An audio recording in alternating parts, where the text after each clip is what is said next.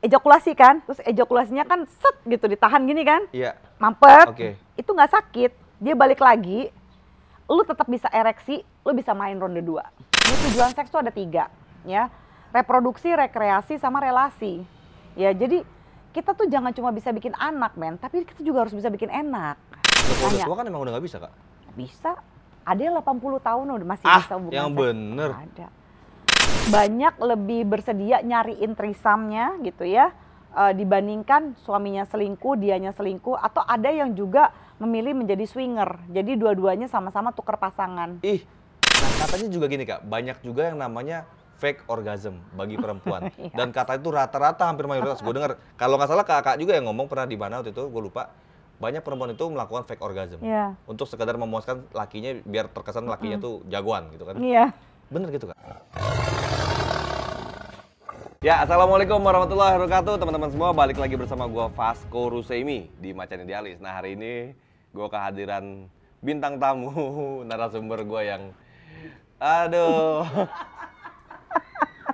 gue bingung. Tapi nggak usah gue kenalin lah ya. Mungkin gue yakin teman-teman udah banyak yang tahu. Kak Zoya, beliau ini seksolog, ya dikenal dengan sebagai seksolog dengan banyak kontroversinya. Nah, ini gue dalam rangka ingin diskusi banyak juga sama beliau gitu loh, ngobrol-ngobrol. Biar langsung aja di depan kamera, nggak pakai di belakang kamera. Iya. Belakang kamera curhatannya panjang ya, capek ngetiknya ya, Say. Iya, ntar ceritanya yang lain lagi kalau belakang kamera, Iya. Kak, gitu loh. Kak, sehat Kak ya? Sehat. Kak Zoya ini kan dulu di UI Kak ya? Ya. Awalnya dulu ya, satu alma mater kita. Kak Zoya di psikologi, Psikologi. aku di teknik kan. Kita jalur sutra. Jalur sutra. Tapi beda angkatan lah kita, Kak. Beda angkatan. Muka gue tua emang, tapi angkatannya agak bocah gitu kan. Kak, gue mau nanya Kak sama Kak Zoya. Ini nggak, ya bicara sama Kak Zoya nggak jauh kita bicara tentang seks lah ya kayak tentang seks. Khususnya buat teman-teman yang mungkin juga banyak pertanyaan, siapa tahu diwakili juga pertanyaan-pertanyaan ini. Gimana menurut Kak Zoya pandangan tentang ini Kak? Ya perselingkuhan yang ada di Indonesia ini kan, perselingkuhan itu memang hal yang tabu.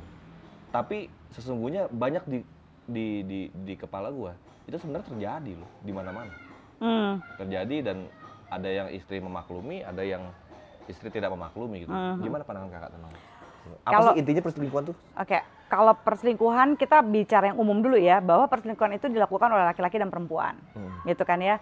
Kalau misalnya tadi kan seolah-olah cuma laki doang yang selingkuh. Sebentar dikit lagi. Kak Zoya ini psikologi, basicnya, terus ambil spesialisnya seksologi. Di seksolog ya. Iya. Oke. Gitu. Jadi makanya ngomongnya specialty-nya banyak tentang seks, cinta dan relationship, gitu kan ya.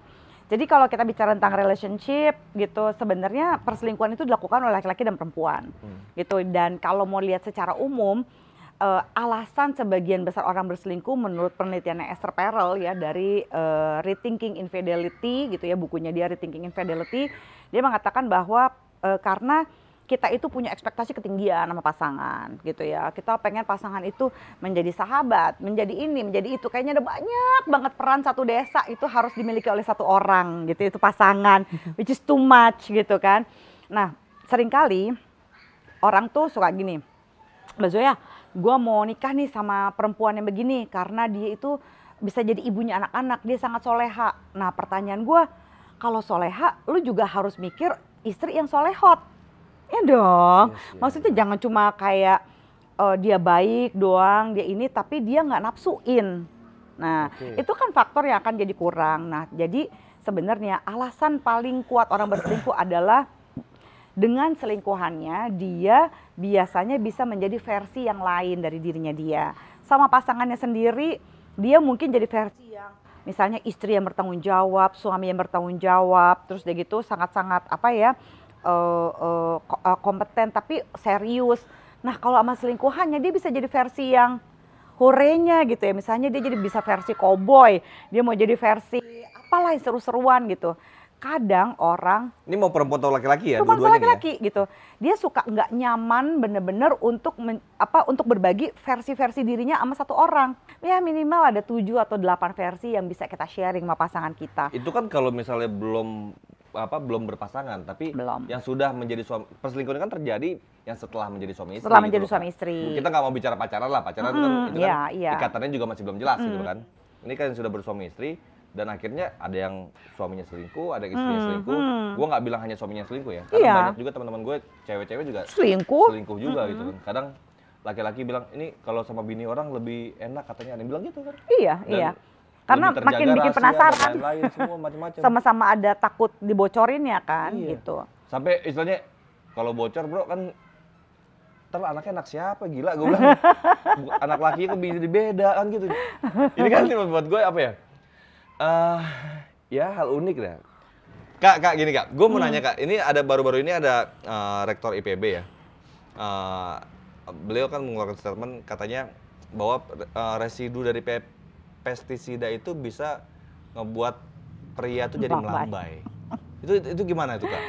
Aduh, ini Prof loh kak, Prof yang bicara loh kak.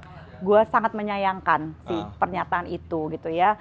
Kan sebagai sebagai akademisi, kenapa sih tidak memberikan pernyataan yang non diskriminatif gitu ya? Gimana kalau bikin pernyataan aja tentang fakta bahwa pestisida itu menyebabkan kelebihan hormon estrogen, yang sebenarnya kelebihan hormon estrogen itu berbahaya buat laki-laki dan buat perempuan kan gitu. Nah kalau berbahaya buat laki-laki adalah laki-laki jadi tumbuh payudara gitu ya, perempuan misalnya jadi mengacaukan hormon mereka gitu ya, atau bisa menyebabkan kanker kan gitu. Itu kan buruk buat laki-laki maupun perempuan. Karena apa? Karena gini, saya tidak setuju dengan istilah melambai, karena melambai itu bukan istilah klinis ya, bukan istilah ilmiah yang sangat-sangat tidak pantas dinyatakan oleh seorang ilmuwan seperti beliau gitu. Ya, ngomong tapi kan kalau secara teknis memang pestisida itu bisa menambah hormon estrogen tadi.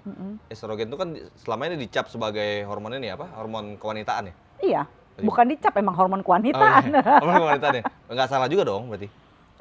Salah, karena kan tidak membuat laki-laki melambai. Apa itu melambai? Gini-begini melambai gitu, nggak bisa gitu. Itu bukan istilah ilmuwan. Kak Zoya selalu mencari pertentangan dari segala macam teori yang sudah beredar. Nah, Kak Zoya juga termasuk orang yang beberapa kali gue lihat dan gue dengar gitu kan. Kak Zoya banyak sekali menentang poligami gitu. Gimana tuh, Kak? Ya gini, sebenarnya sih kalau ini gue menentangnya bukan karena secara agama ya gitu. Kalau secara agama sih aturannya jelas. Karena menurut gue gitu ya, gue melihat, ini pandangan seksologi gue terhadap ide poligami gitu ya. Sebenarnya menurut gue satu-satunya orang yang bisa benar-benar berpoligami ya hanya Nabi Muhammad sendiri gitu. Banyak raja-raja loh Kak poligami. Tapi gini, karena Muhammad menurut gua altruismnya masih bener-bener the pure altruism. I don't think ada orang selain Muhammad yang bisa punya altruism sebesar itu ya. Kakak Muslim kan ya? Muslim kan Kak? Enggak. Oh bukan Muslim, oke. Jadi gua melihat kalau Nabi Muhammad waktu itu banyak tujuannya adalah gini, pada masa itu gitu ya, budaya patriarkinya tentu kuat, tapi seorang perempuan tidak bisa memiliki harta kecuali gitu kan ya, itu adalah harta dari bapaknya atau dari suaminya. Which is kalau dia tidak punya ayah dan tidak punya suami, agak susah harkat hidupnya perempuan pada waktu itu, iya kan. Jadi relatively menurut gue penyelamatan Nabi Muhammad untuk memperistri yang tidak punya suami gitu ya, atau misalnya bapaknya meninggal dan sebagainya, itu bisa dimasukkan ke dalam tindakan altruism. Kalau sekarang gitu ya, seberapa lu ingin nolong orang sih gitu ya, masih iya lu nikah karena lu mau nolong orang. Dan udah gitu juga setahu gue nih ya, bisa koreksi aja kalau gue salah, bukannya kan Nabi Muhammad bilang lo harus bisa mesti bisa adil. Adil itu susah banget loh. Adil itu bukannya satu dibeliin mercy, satu lagi dibeliin mercy. Dalam psikologi nih, versi psikologinya gue nih, bahwa adil itu adalah memberikan sesuatu accordingly. Jadi kalau misalnya yang satu memang lebih suka misalnya tas warna biru, kita nggak bisa adil ngasih semua warna biru. Yang suka warna biru seneng, tapi yang suka warna hitam atau yang suka warna merah ya itu adil tidak terpenuhi. Gitu. Adil tuh harusnya according kan, according sesuai to what dengan you levelnya need. gitu ya. Exactly. Ya. Nah, mengetahui level istri itu gimana? Apakah adil karena rasa sayang? Ya makanya kan nggak gampang poligami, susah gitu loh. Poligami jadi susah. Buat gue, kalau misalnya lu nggak bisa, jadi gini, boleh poligami itu lu jalani asal bukan karena gue nggak puas sama bini pertama, jadi gue mau punya bini dua. Gue pengen gue punya duit banyak, jadi gue pengen punya istri banyak. At least gini deh, married for the right reason. Kalau lu mau poligami, please poligami with the right reason.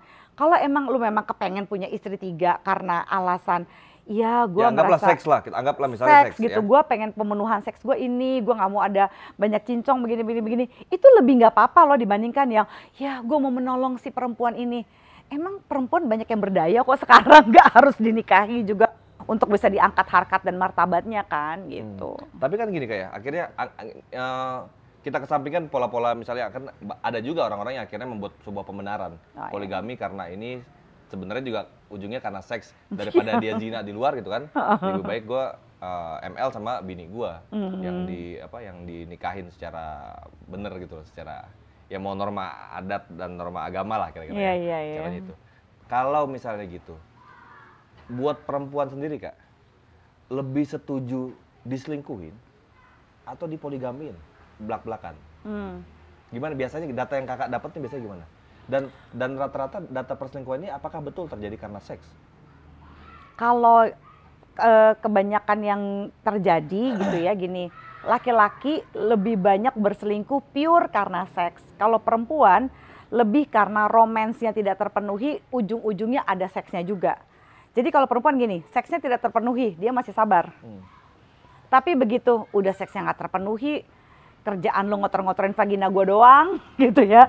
Gue juga nggak bisa gitu, puas, gitu ya. Gue nggak bisa puas, gue faking orgasm, gue mulai capek, kemungkinan selingkuhnya tinggi.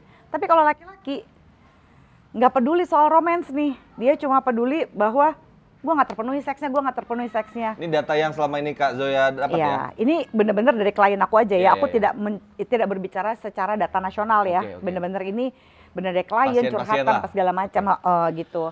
Dari curhatan banyak banget gitu. Atau kalau lagi webinar, seminar khusus tentang perselingkuhan segala macam, curhatannya kayak begini gitu. Jadi ya kembali lagi kan gimana sih manusianya ini kayak, oh seks itu adalah kebutuhan.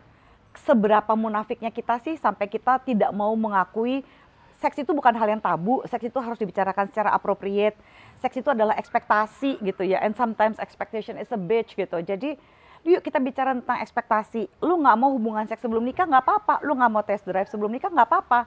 Jangan menghakimi orang yang juga mau melakukan itu, tapi bukan berarti lu nggak ngomongin ekspektasi lu tentang seksualitas. Lu jahat sebenarnya kalau lu nggak diskusi itu sebelum lu nikah. Dan kalau lu udah menikah, ternyata ada perselingkuhan, yang baik itu bukan berarti, iya lu gue maafin karena lu udah selingkuh bla bla bla. Yang ada itu, gimana caranya supaya kita bahagia men? Kalau sampai lu selingkuh, udah pasti itu salah lu lebih banyak daripada salah gue gitu istilahnya. Tapi kan dalam pernikahan itu semua orang punya persentase kesalahan di dalamnya. Jadi apa yang bisa kita lakukan ya supaya kita berdua happy? Jadi bukan soal, iya gue maafin. Solusinya maksudnya dicarinya. Oke. Ya gue maafin. Orang tuh ya ampun cepet banget bilang kata-kata maaf padahal masih gremeng. Nanti besok-besok lagi berantem soal rumput, lagi berantem soal gelas, lagi berantem soal apa, bawa-bawa perselingkuhannya lagi. Ya kan capek gitu menurut gue. Jadi balik lagi tadi, intinya memang perselingkuhan di Indonesia atau mungkin yang klien kakak hadapin itu rata-rata mayoritas soal seks. Rata-rata soal seks. Nah tapi gini, jadi kalau suruh milih antara selingkuh sama poligami gitu, gue nggak milih dua-duanya karena ada orang yang sebenarnya dalam proses berpoligaminya dia selingkuh kan, gitu. Jadi ya nggak sedikit juga. Iya kan nggak fair. Gimana kalau lu mau poligami, lu poligami aja gitu. Jangan pakai alasan selingkuh dulu, jangan ina-inu dulu gitu. Ada yang benar, ada juga yang jadi pembenaran kan ada juga. Iya. Ya, namanya manusia kan pasti ada ini juga ya. Jadi kalau suruh milih sebenarnya ya menurut gue hampir tidak pernah ada perempuan yang 100% setuju gitu untuk merelakan pasangannya berselingkuh ataupun poligami menurut gue. Tapi kadang-kadang ada perempuan meskipun dia berdaya nih gitu, dia ngerasa ya udahlah gitu, status ini penting, relationship ini penting. Status kan juga kita nggak bisa sepelekan ya kalau di Indonesia gitu ya. Jadi status untuk punya suami, punya pasangan, punya keluarga itu kadang-kadang juga lebih penting sehingga orang udah deh tahan-tahanin aja, maafin aja, ini itu aja. Ya kan kadang cinta itu katanya menyakitkan, emang gitu. Dan itu nih nikmatnya katanya kan cinta. Tapi kalau kita bicara soal cinta dan benci, kenapa bedanya tipis? Itu gara-gara amigdala kita tuh punya emotional brain. Our emotional brain itu hanya bisa memproses atau menyimpan rasa yang paling kuat. Paling kuat apa sih? Cinta dan benci kan? Iya. Itu yang disimpan. Jadi kalau lu benci banget sama orang, lu akan ingat orang itu, lu penjarain dia di dalam amigdala lu, dalam otak emosi lu. Begitu lu cinta juga sama orang gitu. Makanya gue bilang, nih kalau jatuh cinta itu adalah sesuatu yang bisa dirasakan semua orang, tapi belum tentu bisa dinikmati semua orang. Bisa dirasakan, belum tentu bisa dinikmati. Bukannya rasa sakit itu pun dinikmati juga? Nggak semua orang bisa nikmatin kan, gitu. Padahal rasa sakit itu harus di-accept. Sebagaimana juga cinta, kadang-kadang, wah kan cintanya nggak salah, kadang-kadang yang salah statusnya kan. Cinta sama punya orang, cinta sama ini gitu. Cintanya mah nggak salah gitu ya, tapi gini, apakah semua rasa cinta harus selalu diiringi dengan komitmen? Apakah semua rasa cinta harus diiringi dengan status? Ya rasa memilikin pasti ya penting lah Kak, iya, penting dong. Tapi kan gini, gimana kalau masa kita cinta doang nggak memilikin kan kayak kurang buk gitu. Istilahnya orgasm tanpa ejakulasi. Nanti kita ke sana, sabar. Iya, tapi sebenarnya pada dasarnya kalau kita belajar menikmati cinta as it is aja gitu ya, bahwa cinta itu kayak jalangkung, lu nggak bisa tahu kapan dia datangnya, kapan dia perginya. Lu punya kriteria, gua mau jatuh cinta sama cewek yang begini, sama cowok yang begini. Begitu lu jatuh cinta, dia nggak memenuhi kriteria ini, lu nggak peduli kan? Lu nggak pernah tahu sama siapa, kapan dan di mana lu akan jatuh cinta. Jadi jangan berpikir bahwa kayak rasa coklat katanya orang bilang. Yoi. Jatuh cinta mah udah bagus semua udah ceritanya. Udah kayak di gigi lu ada hanger, pengen ketawa, mulu nggak ada apa-apa gitu kan ya. Padahal dibilang buluk juga tuh pasangannya kan gitu. Yoi. Gitu. Jadi orang itu kalau misalnya lagi jatuh cinta itu lu mengignore karena amigdala lu menguasai yang namanya prefrontal cortex lu, sehingga clouding your judgment gitu, kemampuan lu untuk berpikir logis. Emang begitu jatuh cinta gitu ya keadaan otaknya. Brain in love itu seperti itu. Jadi lu nggak pernah bisa, wah pernikahan akan membuat dia jadi lebih cinta sama gue, anak akan membuat dia lebih cinta sama gue, ini lebih buat dia cinta. Nggak ada. Either you love the person or you not love the person. Menurut gue cinta itu juga kayak orang hamil. Bisa nggak begini, Mbak Zoya lagi hamil ya? Oh agak-agak hamil gue, ya kagak kan? Iya kan? Ya, hamil gitu. Hamil atau enggak gitu. Jadi cinta atau enggak, mungkin cintanya masih yang kayak hamil muda. Atau kayaknya gue hamil nih kan, gitu juga bisa dong. Kayaknya gue hamil nih, Iya. kira-kira gue cinta gak ya gitu kan, kayaknya gue cinta nih kan. Iya. Dia belum tahu dia cinta apa enggak. Gitu. Tapi kan ada orang yang gini, enggak kok gue gak cinta sama dia, iya apaan, gengsi. Iya. Itu yang menurut gue bisa merasakan cinta tapi gak bisa nikmatin, karena gitu denial. Kalau gitu caranya kan berarti ya lebih baik poligami dong. Dengan alasannya jelas dan diakuin jadinya kan, daripada yang main belakang Kak, terus abis itu dia belanja kanan kiri, jadi bawa penyakit ke rumah gimana? Karena gini, sebelum poligaminya gitu ya, kan poligami tidak bisa menyelesaikan semua masalah, gitu ya. Seperti yang waktu itu disarankan oleh wakil gubernur Jawa Barat ya. Jadi ya supaya tidak ada supaya tidak ada HIV, bagaimana kalau ada poligami aja? Ya lu nggak bisa jumping into conclusion juga kan kayak begitu. Apakah gitu ya dengan adanya poligami udah pasti tidak akan ada HIV? Apakah dengan adanya poligami orang akan setia? Jadi gini, lu jangan bandingin kesetiaan sama poligami. Kalau lu bandingin langsung, pertama itu tidak manusiawi. Secara logika kan pasti faktor itu berkurang dong Kak. Minimal secara seks kalau cowok punya bini 4 gitu kan, dia udah ejakulasi terus, dia udah gak mikirin lagi lah seks lagi, udah capek. Belum tentu, karena seks is about sensation kan. Iya. Kalau kita mencari sensasinya, yang namanya sensasi itu sama kayak duit, nggak pernah cukup. Oke. Lu punya duit 100, ya, lu makannya warteg, 100.000 lu makannya warteg. Lu punya 1 juta, lu mungkin naik makannya ayo nontonin Romas misalnya. Lu punya duit 10 juta, lu makannya kapal pesiar kali ya. Jadi sensasi. Tapi berkurang pasti dong, kan ada orang yang cukup, ada orang yang sensasinya kurang. Ada gitu gitu. Enggak, kan sensasi seks berhubungan. Kayaknya gue rasa kalau kita udah ML Kak, mau ML lagi males kayaknya. Lu. Sensasi itu soal dopamin. Semua yang enak bikin nagih. Makanya ada seks addict kan? Iya. Gitu. Karena apa? Kalau lu nyarinya sensasi hunting, bukan lu nyari relasinya, bukan lu nyari bagaimana cara lu dicintai, lu akan terus nyari. Makanya banyak orang yang melakukan hubungan seks dengan banyak perempuan atau banyak laki-laki, sebenarnya yang dia cari apa? Cinta. Tapi kan kadang-kadang seks terasa seperti cinta, kayak dipeluk, kayak ada yang sayang. Jadi kadang-kadang inget rasa, nggak inget nama, gitu. Like, udah kebanyakan gitu. Udah kebanyakan gitu. Nah, sensasi akan selalu excited dan itu hanya memenuhi dopamin lo. Dopamin itu adalah quick gratification, pemuasan kebutuhan yang cepat. Sama ketika games, ya ketika lu narkoba, itu kan pemenuhan kebutuhan doang kan. Tapi akan selalu dicari. Pernah nggak cukup narkoba? Nggak pernah. Seks pernah cukup nggak? Nggak pernah cukup. Nambah lagi gitu ya? Nambah lagi.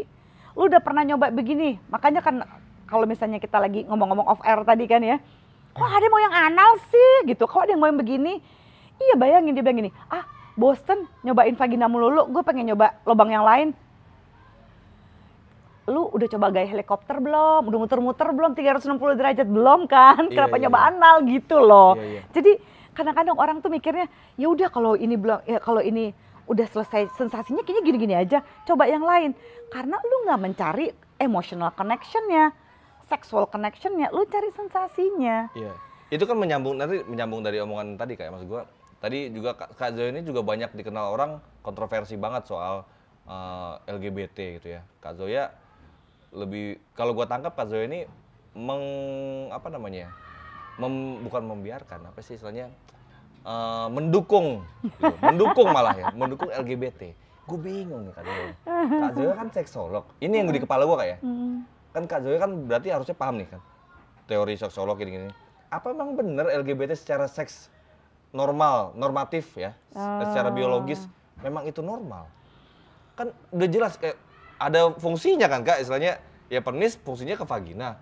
Kenapa ke pantat gitu kan? Ngomongnya kasar banget ya. Tapi kalau soal ngomong anal doang mah heteroseksual juga banyak kan yang praktek. Kan nggak normal tapi dong nggak. Aduh, normal kayak normalnya gitu? Gue sama normalnya orang juga beda nih. Jadi gini, gini, seksual. Ntar lagi MLD keluar kangkung repot gak?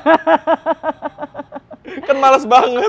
Memang resiko. Kalau buat gue anal seks itu resiko. Tapi beneran deh, nggak semua homoseksual itu melakukan anal seks gitu ya. Jadi gini, terus lewat mana? Lewat mana? Iya kan pelukan, saling ngerangsang, 69. Oke. Lebih banyak yang 69. Oke. Tapi masa nggak ujungnya ke itu Kak? Buat mereka itu udah seks ke lubang pantat? Nggak semua. Nggak semua? Itu personal banget, nggak semuanya mau penetrasi kan.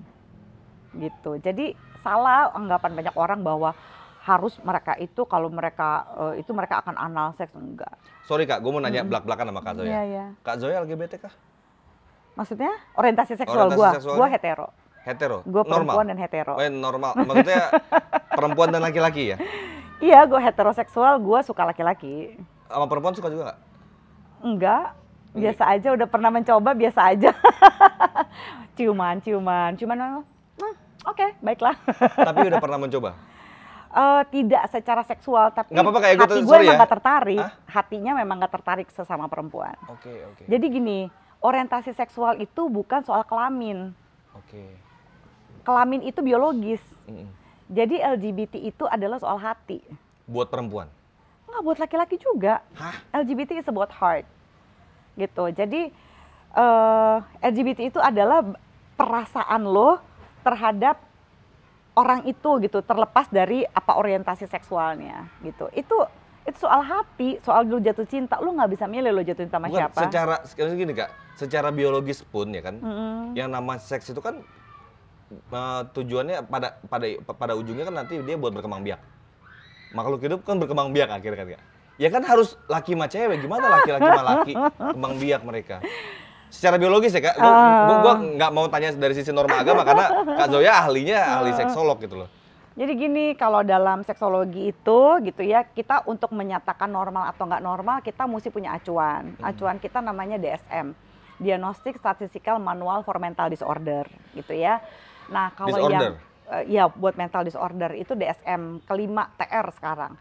Nah di Indonesia itu panduan kita namanya PPDGJ, Panduan Mendiagnosa Gangguan Jiwa. Yang ketiga, dari kedua pedoman ini, jadi gue nggak bisa tuh bilang, lu hijau, lu kuning, lu biru gitu. gue harus melihat untuk menyatakan lu biru, lu hijau, kuning atau pink, gue kan mesti ada kriterianya. Jadi ketika gue mengatakan normal, karena dia memenuhi kriteria normal atau dia tidak memenuhi kriteria abnormal nih dari buku ini, gitu. Nah, kalau misalnya gue mengatakan itu, kenapa gue mengatakan bahwa sebenarnya menurut gue ya homoseksual, biseksual ya dan segala macam turunannya gitu ya, termasuk juga heteroseksual gitu ya, itu kan adalah sexual fluidity. Jadi gini, seksualitas itu kayak air, dia mengalir. Lu bisa kelamin lu pengen sama yang beda jenis, tapi hati lu masih sesama jenis. Nah, lu mau gimana? Itu masih banyak konflik gitu ya. Jadi ada orang yang, wah gila dia itu dulu sangat-sangat apa ya, lady killer banget, demen banget pacarannya banyak perempuan. Sampai entah kapan gue ketemu ini orang, dia selalu mengakui bahwa dia memang suka banget sama perempuan lah gitu nih laki ini ya. Tapi pada satu kali gue ketemu dan dia bilang gini, Mbak, gila ya, gue nggak pernah menyangka di titik dalam kehidupan gue ini, gue bisa jatuh cinta sama seorang laki-laki. Tapi gitu ya, gue masih nyaman sama perempuan. Apa ya definisi gue? Gue bilang gini aja, gimana kalau lu nggak usah definisiin itu dulu aja, gitu ya. Karena langsung mendefinisikan diri lo sebagai biseksual, homoseksual atau heteroseksual, kok kayaknya bikin ribet hidup lo sendiri. Gimana kalau lu jalanin dulu, gitu ya. Lu tahu apa yang lu mau, gitu ya. Lu memutuskan kemudian, gitu. Jadi kenapa ambillah nggak keputusan. lu hindarin di situ, Kak? Maksud gua kan resiko dia untuk menyimpangnya dari sisi seksualnya kan lebih besar yang homoseksual dibanding yang hetero ya? Dibanding hetero. Kalau gue melihat ini adalah sebuah penyimpangan normal, ya artinya penyimpangan gini. Kok normal gimana, Kak? Penyimpangan normal kalau menurut Prof. Sarlito itu adalah menyimpang secara sosial tapi tidak secara seksual atau secara klinis. Karena dia dibilang menyimpang di masyarakat secara sosial ketika 9 dari 10 orang mengatakan dia menyimpang, jadilah dia menyimpang.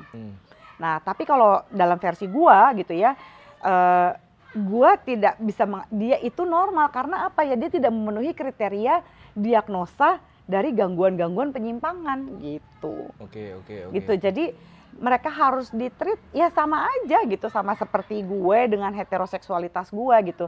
Orang banyak menuduh, oh pasti lu LGBT, pasti lu biseksual, pasti lu lesbian, makanya lu belain LGBT. Enggak, I'm an ally. Kalau ditanya gue belain siapa, gue belain manusia. Gue merasa bahwa setiap manusia berhak untuk mencintai manusia lain terlepas dari apapun gendernya.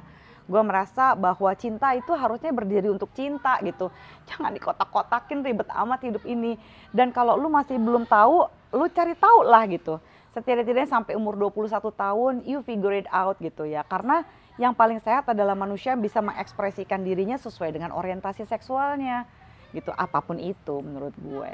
Sesuai yang paling ya ini perlu gue garis bawah nih. Yang paling sehat adalah orang yang bisa mendistribusikan, yang bisa mengekspresikan seksualitasnya sesuai dengan orientasi seksualnya. Laki-laki ketemu laki-laki sehat juga. Kalau memang dia homoseks. Wow. Kalau memang dia lesbian gitu, kalau dia biseksual gitu ya. Daripada lu muna, nanti malah jadi kejadian kayak sehap 2 hap waktu itu kan. Iya. Kalau dia nikah sama perempuan ini itu, tapi habis itu pelecehan seksual pada anak di bawah umur. Karena apa? Lu coba nyimpen kan, muna kan. Ya itu kan dia ya karena memang gini ya. Di Indonesia harusnya kan konsensual kan. Iya. Ya lu belak-belakan lu kan dihujat kan jadi gitu. Karena di Indonesia masih tetap ada apa ya, Kak? Gimana kalau nggak usah belak-belakan? Karena ini urusan personal kan, nggak harus lu kumandangkan juga ke semua orang. Tapi gini loh, kalau gue pribadi banyak kawan-kawan gue juga yang LGBT, teman-teman LGBT. Secara manusia, gue tidak akan menghujat dia, tapi menurut gue perilaku lu menyimpang. Tapi ya gue tetap berkawan. Ya karena penyimpangan sosial kan, karena banyak orang yang menganggap menyimpang. Karena apapun itu buat gue, menurut gue kayak yang gue berpandangan straight gitu kan, ya laki mah cewek enak lo nyobain laki, gue bingung. Cewek masih banyak modelnya kan gitu kan, ada yang jangkung, ada yang pendek, ada yang kurus, ada yang gendut kan, selera orang kan. Iya. Yang tadi lu bilang, lu udah nyobain helikopter belum? Lu udah nyobain ini belum? Lu belum nyobain yang lain, lu mau nyobain yang lubang belakang kan gitu. Ya tapi masalahnya dia nggak bisa merasakan itu, jadi susah juga. Kayak misalnya gini, kita bilang, lu suka tapi es krim apa? Tetap lebih bagus hetero dong, Kak. Secara normatif ya, seksualnya. Kalau normatif mah kita nggak fair dong buat banyak normatif orang. Kok nggak fair? Ya normatif kan, nih, normatif. Normatif. Secara keilmuan. Karena gini, nah ilmu itu kan adalah ilmu gitu ya. Jadi kalau secara keilmuan dibilang dia itu bukan perilaku menyimpang, ya udah dia bukan menyimpang gitu. Bukan menyimpang. Kan skala Kinsey itu jelas, skala Kinsey ya dia dari homoseksual ke heteroseksual tidak ada yang super eksklusif gitu. Orang pasti pernah ada percobaan-percobaan. Nah, ada banyak mereka-mereka yang homoseksual itu udah karena normatif tadi gitu ya. Yang cewek sengaja maksain diri pacaran sama cowok. Pokoknya all out begini. Tetap nggak bisa juga jatuh cinta sama laki-laki. Tetap harus bisa sama perempuan. Belajar sama gue, ntar gue ajarin. Gimana cara mencintai perempuan. Gimana cara kita jatuh cinta dengan perempuan. Iya beda. Ya dengan berbagai macam teknik kan ada juga beberapa apa istilahnya ya, terapis istilahnya bilang hipnoterapi yang akhirnya katanya nih gue dengar katanya juga banyak yang mengembalikan kepada hetero. Ada dong Kak, ada dong kayak gitu. Nggak bisa. Lu tetap yakin nggak bisa? Yakin nggak bisa? Gue percaya ada, gue lebih percaya terhadap afirmatif terapi. Afirmatif terapi itu adalah membantu setiap individu memberikan afirmasi terhadap orientasi seksualnya. Dengan repetition magic power, lu bisa diulang terus. Ya lu normal. Lu suka cewek terus suka cewek kan akhirnya jadinya kan. Berapa lama? Secara psikologis bisa dong Kak? Sebenarnya dibalikan gitu bisa. Kalau lu mau membrainwash begitu kan berapa lama kan aslinya kan hati itu ya heart wants what it wants kan. Hati itu mau apa yang dia mau gitu. Lu mungkin bisa menghipnotis dia, tunggu aja 3 bulan lagi, 6 bulan lagi balik lagi. Bahkan sampai agama pun kan melakukan RMP kan istilahnya kan Kak. Apa tuh? Agama repetition magic power tadi. Ya kita terus misalnya bertasbih gitu kan. Ya ini di agama gua akhirnya kita menjadi makin yakin kan gitu kan. Tapi itu case yang berbeda lah. Gua nggak mau. Di Kristen juga banyak kan, ada conversion terapi apa segala macem kan. Ada kan kayak gitu kan. Hindu Buddha pun dia juga kayak semacam bertasbih gitu, ada tasbihnya. Tapi ini gua nggak mau mengebawa ini ke diskusi masalah agama ke Kak Zoya karena menurut gua beliau ahlinya di wilayah seksolog sini.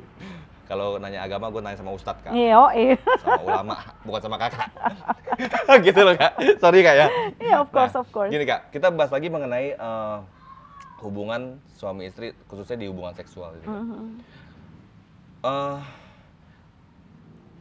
Banyak, berarti kalau poinnya begitu, istri-istri banyak yang lebih setuju suaminya open BO kah misalnya, atau jajan gitu dibanding suaminya kawin lagi. Jadi gini, kenapa nggak dicari tahu dulu? Kasus yang kakak banyak hadapin ya maksudnya ya? Jadi gini, nggak ada istri yang mau suaminya open BO, kawin lagi, poligami atau diselingkuhin. Intinya begini, apa sih kekurangannya yang nggak bisa dibicarakan? Udah nyoba sampai mana? Lu kan nggak bisa, kalau misalnya nikah lu tuh nggak bisa jadi peramal men. Kayak aduh gue gak puas nih, bini gue begini. Harusnya dia tahu dong itu begitu, itu kan gak fair banget. Ya kan, dan akhirnya gini, ini gue hanya mengatakan oknum laki-laki ya, jadi gue jangan dihujat dulu ya. Jadi ada beberapa oknum laki-laki. Sabar. Tarik napas, ini hanya cobaan. Jadi ada beberapa oknum laki-laki tuh gini, dalam kasus yang gue tangani. Dia gak bisa ereksi, ya dia ngalamin disfungsi ereksi. Kondisinya menurut gua mereka itu mengalami impotensia parsial. Impoten sama istrinya tapi nggak sama perempuan lain. Ya. Dia hubungan seks sama bini. Ya udah bosan kali mungkin. Kok gua kagak. Nah, kan gua kok kagak nafsu sama bini gue, mungkin habis berantem. Jangan-jangan laki lain sama bini lu nafsu kan, bisa jadi. Nggak pernah kepikiran gitu kan. Kebanyakan laki-laki mikirnya bahwa gua nggak nafsu, tapi coba deh gua mau perempuan lain. Kalau mau perempuan lain bisa, wah salah bini gua nih. Mungkin dia kurang kurus, mungkin dia kurang semelohai, mungkin dia kurang ini, kurang itu. Nah, nyalahin bininya. Padahal orang lain juga naksir bininya dia. Tapi kan banyak orang yang nggak mau terima itu. Gitu. Jadi maksud gue ketika sesuatu tidak bekerja. Jadi banyak orang begitu, wah nggak bisa ereksi, langsung ke aceng aheng pinggir jalan. Lemah syahwat. cari bungkus daun Pil kalau biru. di itu. Pil birunya ala-ala lagi ya kan, bukannya asli gitu ya. Nah, si pil biru dengan semua merek dagangnya gitu ya, yang berisi taladafil, sildenafil ya, sebenarnya itu berguna kalau nih otak gue udah horny, hati gue udah nafsu banget nih, Tapi nggak bangun. nggak bangun. Oke. Itu disfungsi ereksi, Sebenarnya bukan di otak karena lu dan nggak di sisi pede. psikologisnya sebenarnya ya. Jadi kalau lu secara psikologis, aduh gue nggak yakin banget nih, atau gue takut bini gue tahu gue selingkuh, gimana nih ya biar gue bisa berdiri nih. Kalau habis sama selingkuhan kan agak berat ya, mau balik ke bini sendiri gitu.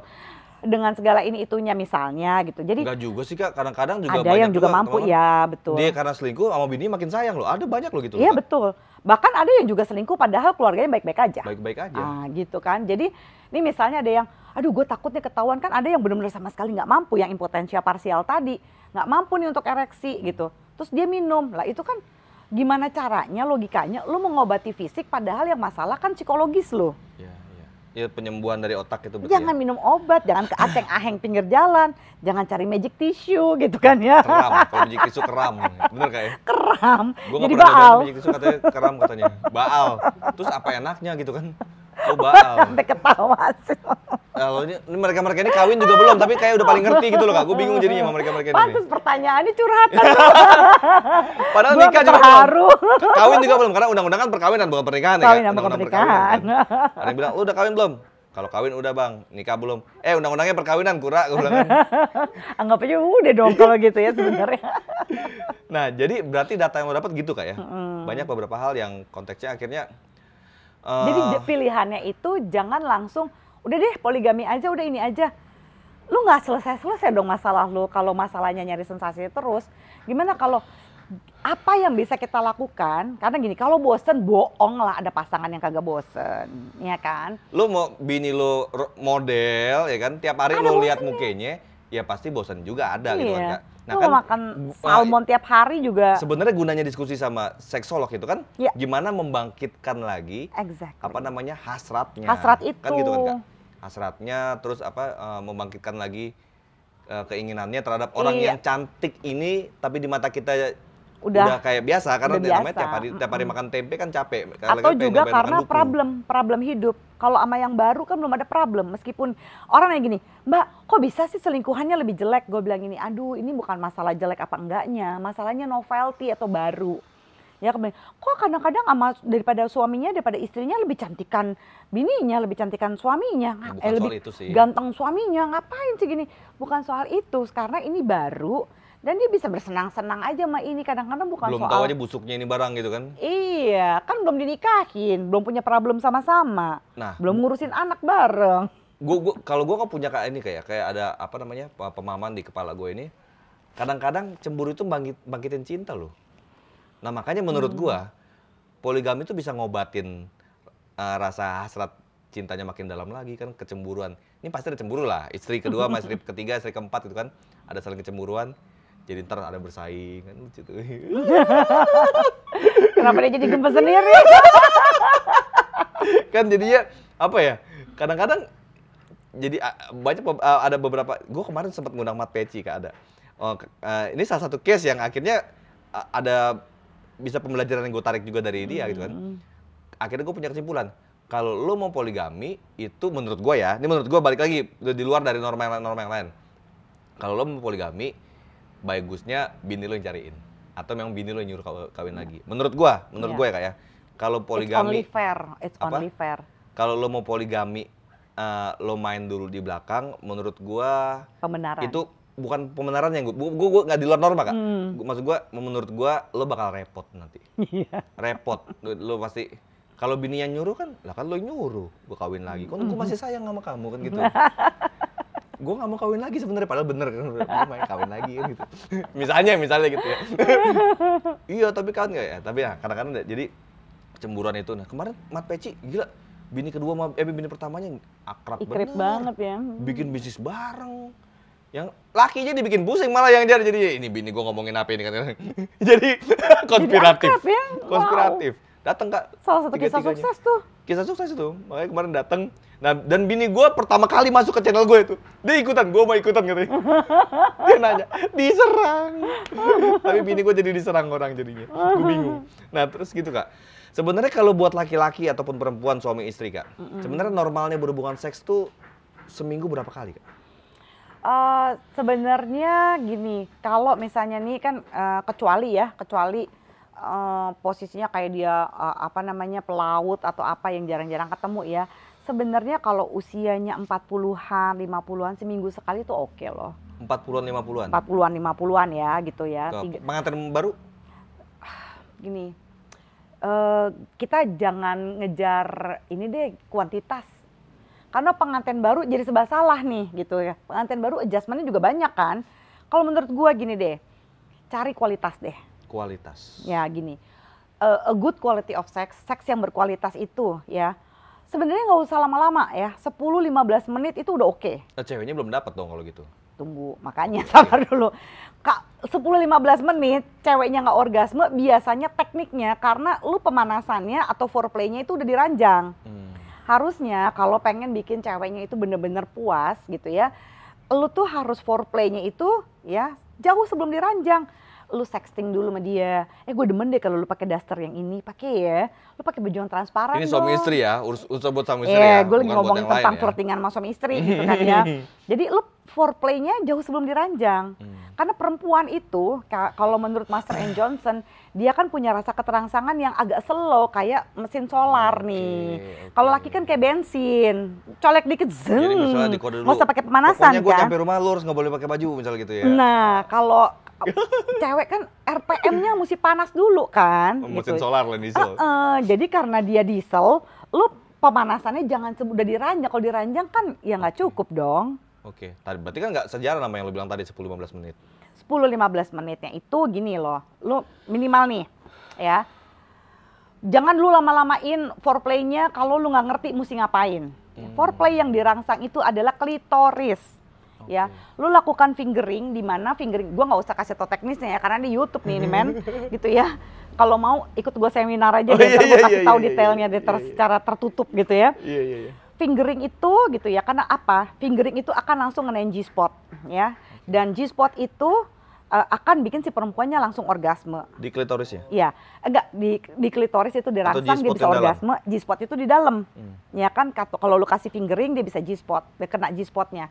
Gini, G-spot itu letaknya hanya sekitar 5-7 cm dari liang vagina. So it means lu nggak usah perlu punya penis yang panjang kayak gagang sapu. Nggak usah yang sok besar-besar gitu ya kayak buah pepaya, nggak perlu. Ya, dengan milimeter yang normal aja 49 mm sampai 50 mm itu sekitar berapa sih ya, 3 cm lah gitu ya garis tengahnya gitu, 2,5-3 cm itu udah cukup oke. Yang penting ya goyangannya harus oke, posisinya oke, terus udah gitu penis itu harus keras kayak ketimun, jangan kayak tahu men, kagak bisa diapa-apain. Kayak pisang yang udah dikupas dan dia begitu mau masuk meleot, ya kan? Kayak hotdog udah bisa penetrasi tapi kurang enak. Nah yang paling aman adalah kayak ketimun. Untuk G-spot ya, kalau untuk klitoris kan bisa dong. Kalau klitoris kan bisa pakai ini, ya bisa disentuh gitu ya, bisa juga pakai lidah atau bisa juga pakai tangan gitu ya. Tapi yang jelas harus pelan-pelan, slowly. Ini bahasan paling ekstrim nih di Macan Idealis ini. Sampai teknis men. Jadi kalau si perempuannya udah dapat minimal sekali orgasme pada saat pemanasan dengan teknik fingering atau dengan ngerangsang klitoris, nanti pas permainannya dia bisa multiple orgasme dalam 15 menit. Kan ada multiple orgasme itu hitungannya menit, 3 menit, 5 menit. Tapi kalau serial orgasm yang kayak petasan janwe itu derdet gitu tuh, itu kecil-kecil kan lama banyak. Itu udah bisa, makanya harus efektif. Nah, kalau teknis lagi nih Kak, ini balik lagi ke teknis. Bagusnya woman on top dulu, kebanyakan cewek itu sukanya woman on top atau di bawah? Kebanyakan gimana? Gini, kalau kebanyakan yang bisa membuat si perempuannya orgasme gitu ya, kalau rangsangannya udah bener nih awalnya, itu adalah doggy style. Doggy? Woman on top. gitu. Sama satu lagi, oh enggak nih, paling banyak sih 2 ini gitu ya. Missionary position ya so-so lah gitu ya, tapi yang paling banyak adalah doggy style dan woman on top. Oke. Tapi sekali lagi, Pengendalinya perempuan. Jadi iya, dia mengendalikan dia tahu di titik dia mananya. tahu kan titik G-spotnya dia. Iya, Karena dia udah ngerasain nih pas lagi dia dikasih pemanasan. Iya, iya. Ya, supaya apa? Supaya mentalnya tuh nyatet gitu. Kalau dia pas pemanasan nggak dapat orgasme, agak susah dia dapat orgasmenya pas lagi main permainan utamanya. Loh, pemanasan bisa orgasme? Iya dong, kan kalau pakai teknik fingering Oh, atau ini kan lo rangsang klitorisnya dapat orgasme dia. Oke. Gitu sebelum penetrasi. Oke. Supaya pas lagi 15 menit itu efektif banget tuh, itu berkualitas. Iya. Dan usahakan kalau mau ya, gue sangat-sangat menyarankan banyakin posisi yang tatapan mata. Banyak kan orang seks nggak tatapan mata kan gitu, itu kan nambah ngurangin kualitas. Atau Tatapan mata orang itu lain. emosi atau bayangin orang lain kan, Iya. jadi scattered gitu. Nah itu efektif menurut gue, Iya. gitu. Jadi udah pasti kena sasaran, dua-duanya sama-sama enak, dua-duanya sama-sama happy gitu. Nah, akhirnya kan banyak juga orang yang membuat variasi dengan nonton bokep gitu ya. Gitu. Kadang buat gue, apakah nonton bokep ini kan sempurna banget ya Kak ya? Dibuat terlihatnya seperti kayak sempurna banget. Ini jadi ngerusak nggak sih sebenarnya Kak? Ngerusak apa? Ngerusak kepuasan terhadap pasangan gitu kan. Karena ngelihat pemain bokep mau cowok mau cewek ya, kan rata-rata kan perfect body di situ kan. Iya. Itu Dan kayaknya durasinya lama banget ya. durasi lama banget gitu. Sempurna. Iya, terus yang banyak juga film-film bokep itu yang katanya untuk dapet tuh nggak perlu yang masuk keluar katanya kan gitu kan. Teknis bener nih bahasan gue nih. Balik lagi, ini bukan porno ya, ini pendidikan seksual. Ini bukan porno men. Jadi ternyata kan katanya gitu Kak, katanya cukup nggak perlu juga keluar masuk kayak begitu kan. Tapi di bokep kan banyak kan kayak gitu. Gimana tuh Kak? Jadi gini, sebagai orang yang pernah mengunjungi Vivid Industry, iri kan lo.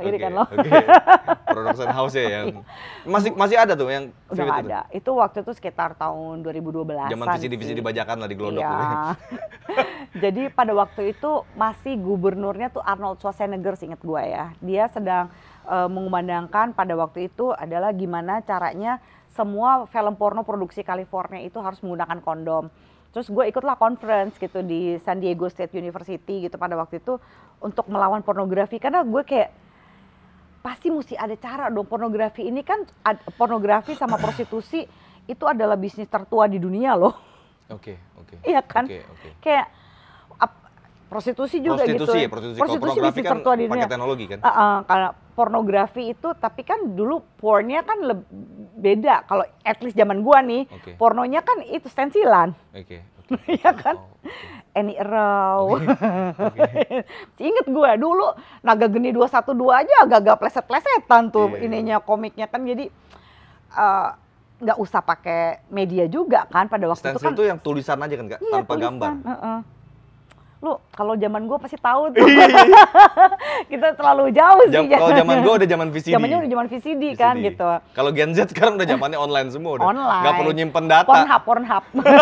Mereka fake taksi, zaman fake taksi. Aduh. Gitu. Iya. Nah, itu gimana? Pasti tahu tuh. Gitu. Nah, jadi gini, pornografi itu terus begitu kan gue harus mengunjungi industri ini untuk tahu gitu ya apa yang gue lawan, iya kan? Lu nggak bisa melawan sesuatu yang lu nggak tahu gitu kan. Nah, gue kunjungan, jadi gue melihat tuh dari proses casting. Oh, lu kunjungin Vivid? Iya. Wah. Jadi kita nggak boleh ngerekam, nggak boleh ini, makanya gue tidak ada bukti. Datang ke sana lu? Iya. Lu sebagai seksolog. Jadi ada beberapa seksolog sama ahli hukum pada waktu itu ya gitu, yang benar-benar sedang yang banyak bikin buku tentang pornografi gini-gini segala macam, dikasih izin. Jadi kita masuk ke beberapa ini, dan biasalah tanda tangan confidentiality, maksudnya kita nggak boleh merekam, nggak boleh gini-gini gitu kan ya. Ya udah kita nggak ngerekam. Jadi gue boleh interview. Jadi gue lihat tuh prosesnya mulai dari castingnya, terus pengambilan adegan, bla bla bla bla bla. Nah pas lagi di ruang make upnya itu, ya gue kan kepo dong gitu kan. Gue wawancara si ininya, pemain-pemainnya. Pertama yang cewek dulu, gue tanya, maaf ya gue mau tanya dong gitu. Lu tuh senang menyebut diri lo sebagai apa? Apakah aktris, porn star gitu? Apa sih gitu yang kalau mau dari sisi dia. Tahu nggak dia bilang apa? Gue ini seks atlet. Gue bilang, gue kan langsung, mau apa nih? Seks atlet. Kenapa lo menganggap diri lo seks atlet? Karena dia bilang gini, untuk gua melakukan adegan ini yang udah lumayan high end gitu ya. Untuk melakukan adegan ini, gua harus latihan semingguan. Bayangkan adegan yang harus dilatih oleh seorang bintang porno ini. Tanpa dia menikmati ya? Karena dia harus latihan menikmati mukanya, walaupun sebenarnya nggak pure menikmati. Jadi demi adegan, dia harus melakukan yang secara anatomi agak challenging, sakit, tapi mukanya harus menikmati. Dia harus latihan. Dengan lubrikan, dengan apapun itu juga. Acting dong, berarti lebih pornstar lah itu acting. Ya tapi kan dia menyebutnya seks atlet ya kita hargailah. Dia atlet, olahraga gitu kan. Iya karena kan dia mesti olahraga selama 2 minggu. Olahraga nggak perlu acting Kak. Dia relaksasi kan, olahraganya itu relaksasi vaginanya men. Oke. Jadi dia mesti, kenapa dia atlet? Karena relaksasi vaginanya dia mesti olahraga selama semingguan lebih. Dan sekaligus berakting di depan itu. Jadi orang yang harus perform dengan latihan, kita tiba-tiba mau mentah-mentah ngambil adegan itu buat kita. Nggak akan bisa. Yeah. Gitu. Itu baru satu. Pernah tahun 2010 akhir, gue itu jadi saksi ahlinya bocornya sex tape Ariel Peter Pan pada waktu itu. Wah, itu jaya-jayanya itu jaya-jayanya itu.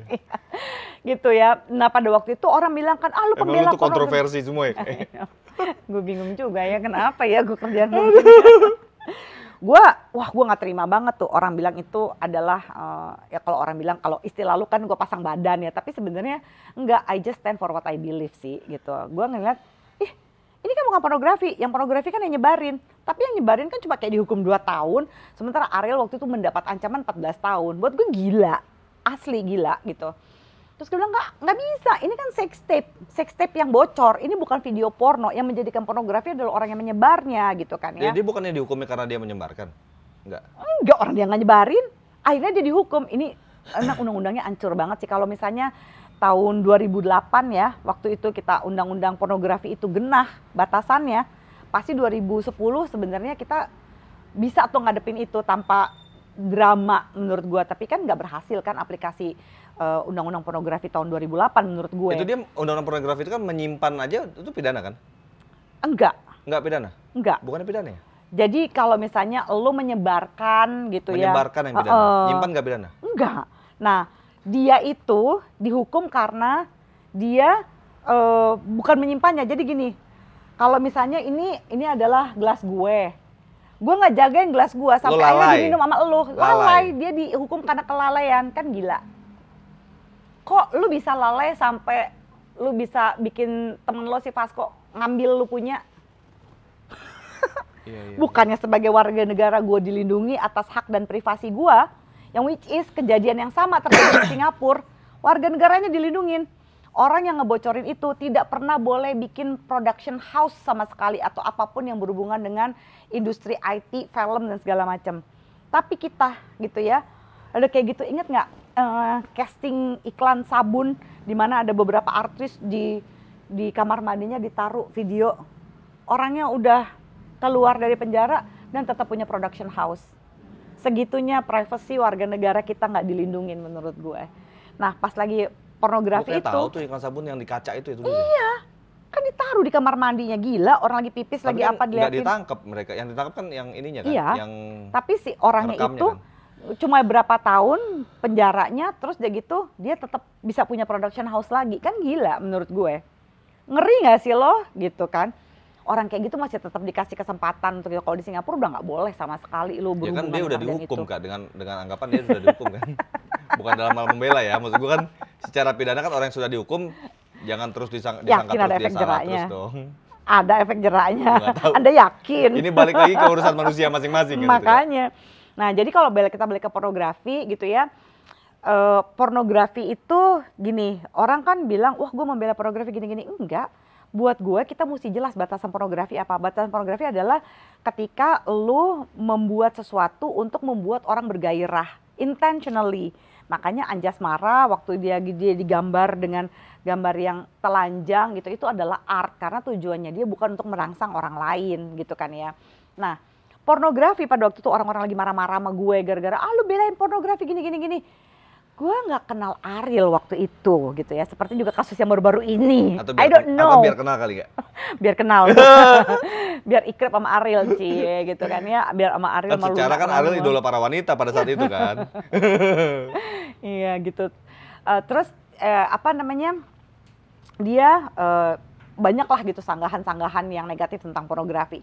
Tapi buat gue dia tidak melakukan pornografi. Dia melakukan seks yang konsensual dengan pacarnya sendiri. Dia di atas umur 21 tahun dan itu direkam. Kenapa orang pada ribut? Ya kan? Itu satu. Gitu. Terus selanjutnya adalah gini. Orang-orang ketika orang nuduh gue lagi dipanggil tuh sama Kementerian Kesehatan melakukan penelitian tentang kerusakan otak akibat adiksi pornografi. Wah, begitu gue posting itu di sosial media gue, diem tuh semua hinaan. Nah, apa? Gue ngebelain pornografi? Enggak lah. Cuma kalau lu salah kaprah tentang pornografi, lu jadi nggak mau ngakuin, lu jadi munafik, lu bisa kena kerusakan otak. Hayo, ya kan?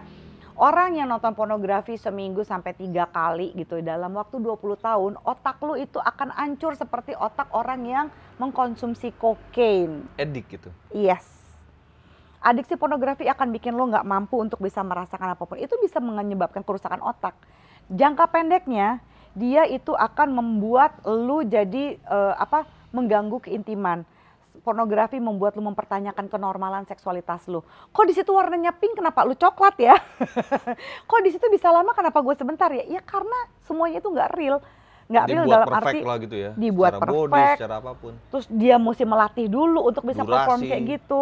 Terus ada potongannya dulu gitu. Terus gue juga wawancara tuh artis si yang porn yang cowoknya gitu kan, yang aktor cowoknya. Gue tanya, wah kalau menurut teman-teman gue sih, gue bilang begitu ya, teman-teman gue cowok pasti pada ngiri nih sama kerjaan lo gitu. Karena lo bisa having sex with sexiest woman gitu. Itu kerjaan lo dan lu having sex dan dibayar men. Gitu maksudnya lu bukan gigolo, iya kan? Ya yang lu lihat di filmnya doang, lu nggak lihat di belakang layarnya kan. Harus dipaksa buat bangun, dipaksa yang nggak boleh keluar, lo harus nggak boleh keluar kan gitu kan. Berat sebenarnya kan. Bahkan sampai disuntik penisnya supaya ereksi. Aduh. Wah gila itu siksa banget sih men. Gue sampai. Tapi bayaran laki-laki katanya gue dengar murah ya dibanding perempuannya. Iya lebih murah. 1/10 gue dengar katanya. Iya. Jadi kalau perempuannya kalau lagi perform itu bisa sampai satu adegan yang susah yang adegan ass to mouth ya istilahnya itu bisa sampai $15.000. Pada waktu itu loh tahun 2012-an. Tapi laki-lakinya itu paling sekitar ya paling tinggi itu 5.000-an. Padahal kayaknya lebih sulit laki-lakinya loh kak. Iya buat ereksi itu susah banget menurut gua loh. Gampang. Kalau perempuan kan bisa fake-nya bisa. Kalau laki-laki gimana mau fake-nya? Dia nggak bangun gimana? Dia nggak bangun susah dia nge-fake harus kan. diinjeksi kan buat ini kan. Banyak yang sampai kayak begitu. Jadi iya ekspektasi lu ketika lu nonton itu nih, makanya pas pandemi kemarin gue inget gue diwawancara sama Kompas kalau nggak salah, Jakarta Post sama apalagi gitu ya, pokoknya ada banyak koran-koran yang cukup ini ya kredibel bilang ini, Mbak ini banyak pasangan pada saat lagi pandemi yang lagi parah-parahnya 2020 itu pada nonton porno kan gitu ya, awal-awalnya masih nafsu, habis itu nonton porno pun mereka udah nggak nafsu sama sekali, baik berdua sama istrinya ataupun sendiri. Kenapa tuh Mbak? Iya karena lu memaksa otak lu. Jadi kalau menurut Master and Johnson, kita tuh kan exciting dulu, nafsu dulu, makanya kita ada playful. Lalu ada plateau, orgasm, baru resolusi. Ini lu hantum orgasm terus. Lu nggak manusiawi kan? Lu nggak melalui proses itu. Otak lu dipaksa untuk on mulu. Sama kayak on drugs. Itu yang membuat terjadinya kerusakan otak. Karena waktu lu lagi high, gitu, lu lagi nge-high. Iya. Lu high kan, lu pakai itu sesuatu, lu nggak senangnya berproses kan. Lu nggak menikmati proses. Gimana sih caranya menerima ketidaknyamanan, menerima hal-hal yang bikin kita depresi, menerima hal-hal yang bikin kita down. Dengan kita bisa menerima hal-hal yang bikin kita sedih, kita juga jadi bisa bahagia. Tapi kan sama drugs dipotong.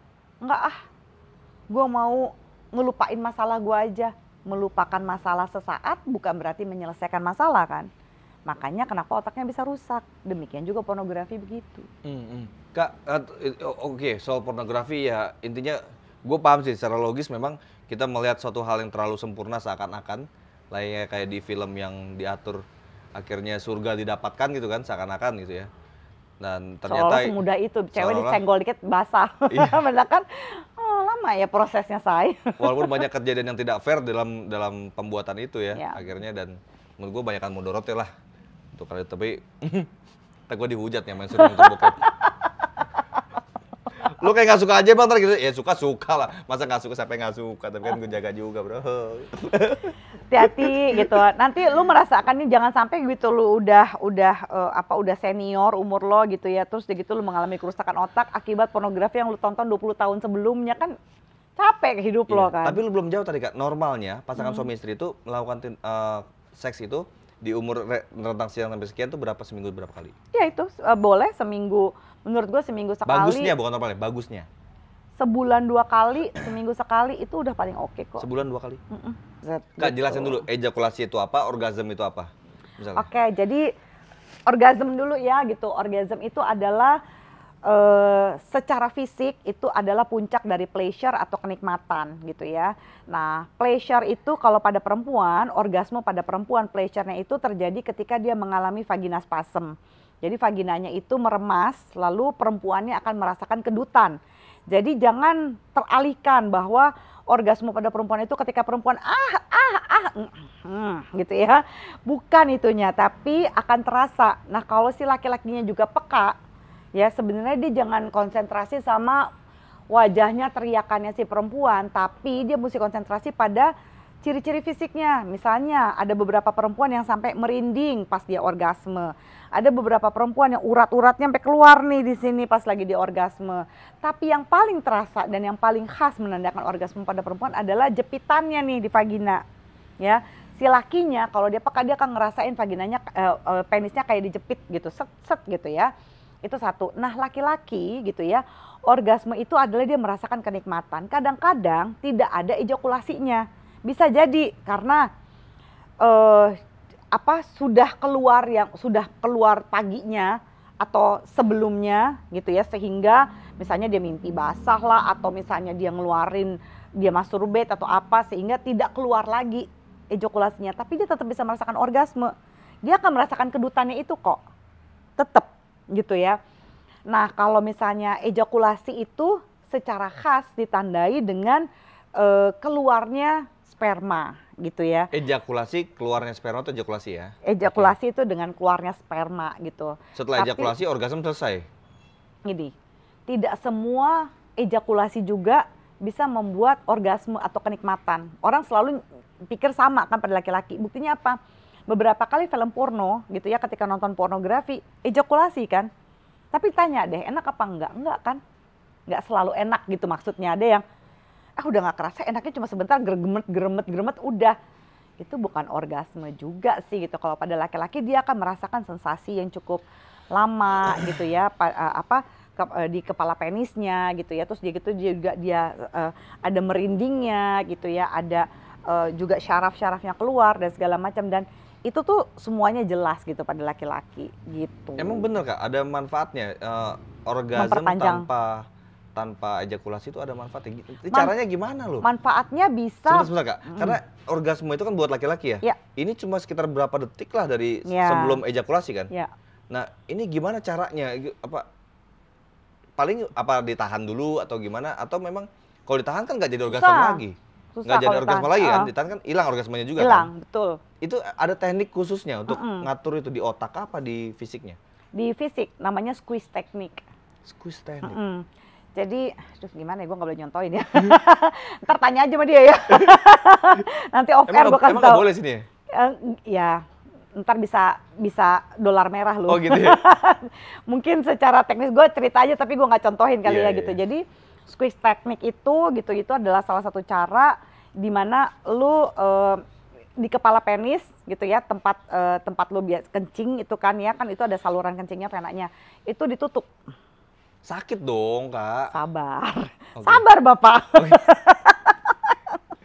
Ya belum apa-apa, udah mikir sakit. Gimana itu sakit dong? Nunggu, ini ditutup, terus dia gitu kan ya, sebenarnya kalau cuma ditutup aja ya agak susah kan, pasti kan pada mau ejakulasi kan bergerak-gerak gitu ya. Nah, kan ini misalnya nih penis nih kan ada salurnya di sini kan ya, ada venanya di sini. Itu juga Jadi di atasnya digini, ini juga ditahan Pak, gitu. Kan sakit Kak? Enggak sakit. Jangan diremes lah, Dan sakit. itu tetap orgasme bisa? Jadi pada saat ditahan nih gini kan, lo tahan gini ya, ditutup di atasnya supaya nggak muncrat, ya. Tahan ini ditutup, terus lu ejakulasi kan, terus ejakulasinya kan set gitu, ditahan gini kan. Iya, keluar juga dikit gitu? Atau mampet udah? Mampet, itu nggak sakit, dia balik lagi, lu tetap bisa ereksi, lu bisa main ronde 2.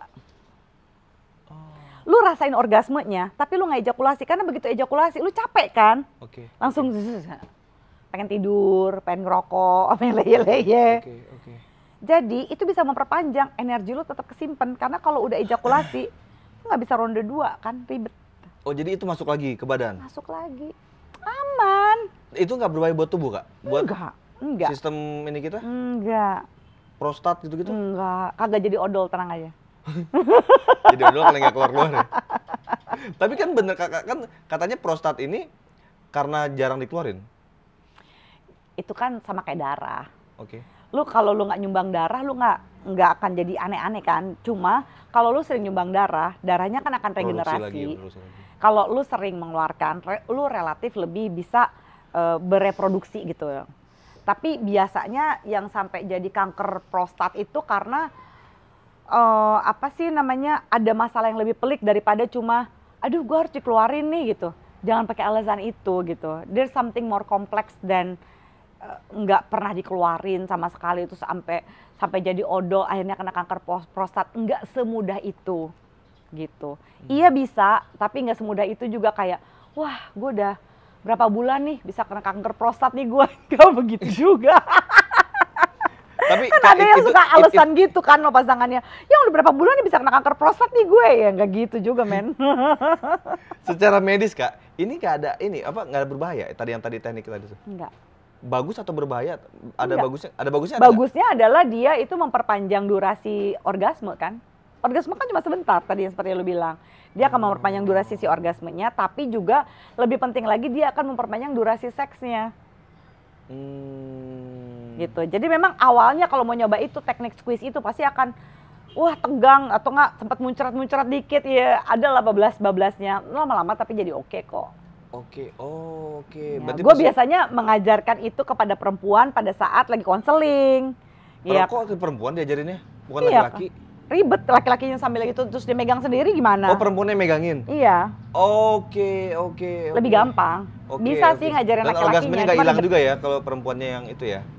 Oh. Lakinya kan bisa udah begitu sih masih bagaimana? Iya. Dia mesti megangin nggak sendiri. Sempet mikir kan udah lagi kayak mikir men gitu. Jadi biasanya gue ajarin perempuannya. Ini udah kelihatan laki-lakinya udah mau mulai nih kan. Kadang feeling kan dapat tuh. Namanya berhubungan kan. Tanya tuh gitu ya. Yang udah gue udah mau keluar nih gitu misalnya laki bilang gitu. Langsung squeeze teknik, set gitu. Oh, itu bisa terus tuh. Wow. Biasanya happy banget tuh perempuannya. Jadi durasinya lebih lama men. Oke nih gitu. Kalau perempuan menikmati, kalau enggak kan kadang cepat keluar aja lebih bagus. Makanya, jadi banyak orang yang bilang, "Mbak, saya pengen durasinya lama." Lama itu harus enak loh. Gitu ya kan. Karena banyak orang Indonesia tuh gini nih, tujuan seks tuh ada 3, ya. Reproduksi, rekreasi, sama relasi. Ya, jadi kita tuh jangan cuma bisa bikin anak men, tapi kita juga harus bisa bikin enak. Itu penting banget, karena ada orang gini, Mbak Zoya nggak ngelihat anak saya udah 4-5 gitu. Jangan-jangan 20 tahun nikah, lu malah cuma ini doang, lagi cuma 5 kali lu hubungan seks, ya kan? Berarti lu cuma bisa bikin anak. Bukan kan? Sekedar menggugurkan tanggung jawab, lo udah kasih nafkah batin gitu kan, maksudnya. Gitu. Ya, kasih. Jadi rekreasi itu adalah bagaimana lu menikmati dua-duanya, dan relasi itu adalah bagaimana lu membangun relasi. Jadi ketika lu punya tujuan yang jelas ini, lu nggak akan terintimidasi sama sex toys gitu. Soalnya, wah kenapa? Gue masih berfungsi kok penis gue, ngapain pakai sex toys? Loh, sex toys itu untuk masturbasi, untuk perempuan itu, dan juga laki-laki bisa konsentrasi ke kelaminnya gitu. Jadi ini bukan soal lu, bukan soal pengganti penis, nggak bisa. Lu nggak menjalin relasi dengan sex toys, lu menjalin relasi dengan si perempuan ini kan, dengan si laki-laki ini gitu. Jadi lu bukan menjalin relasi dengan sex toys gitu. Jadi pakai sex toys nggak bagus sebenarnya? Oke, pakai sex toys asal jangan berlebihan. Jangan cuma udahlah gue nggak, jangan gini. Pakai sex toys buat masturbasi, gunakanlah untuk me time. Jangan sampai gue nggak mau bergaul, gue mau masturbasi aja, itu tidak sehat. Ya, gue kurang nih dari pasangan gue, lalu gue masturbasi, itu juga tidak sehat. Ya, gue mau aduh pasangan gue lagi jauh, itu akan membuat lu jadi tambah desperate, jadi kayak orang kesakitan. Jadi lebih baik nggak sama sekali? Jadi lebih baik kalau bermasturbasilah untuk me time. Jangan bohong sama pasangan, lu bilang aja, yang aku me time dulu ya, itu kode bahwa gue lagi mau masturbasi. Dan jangan bermasturbasi sambil nonton film porno. Ya, manfaatkan fantasi-fantasi lo yang organik.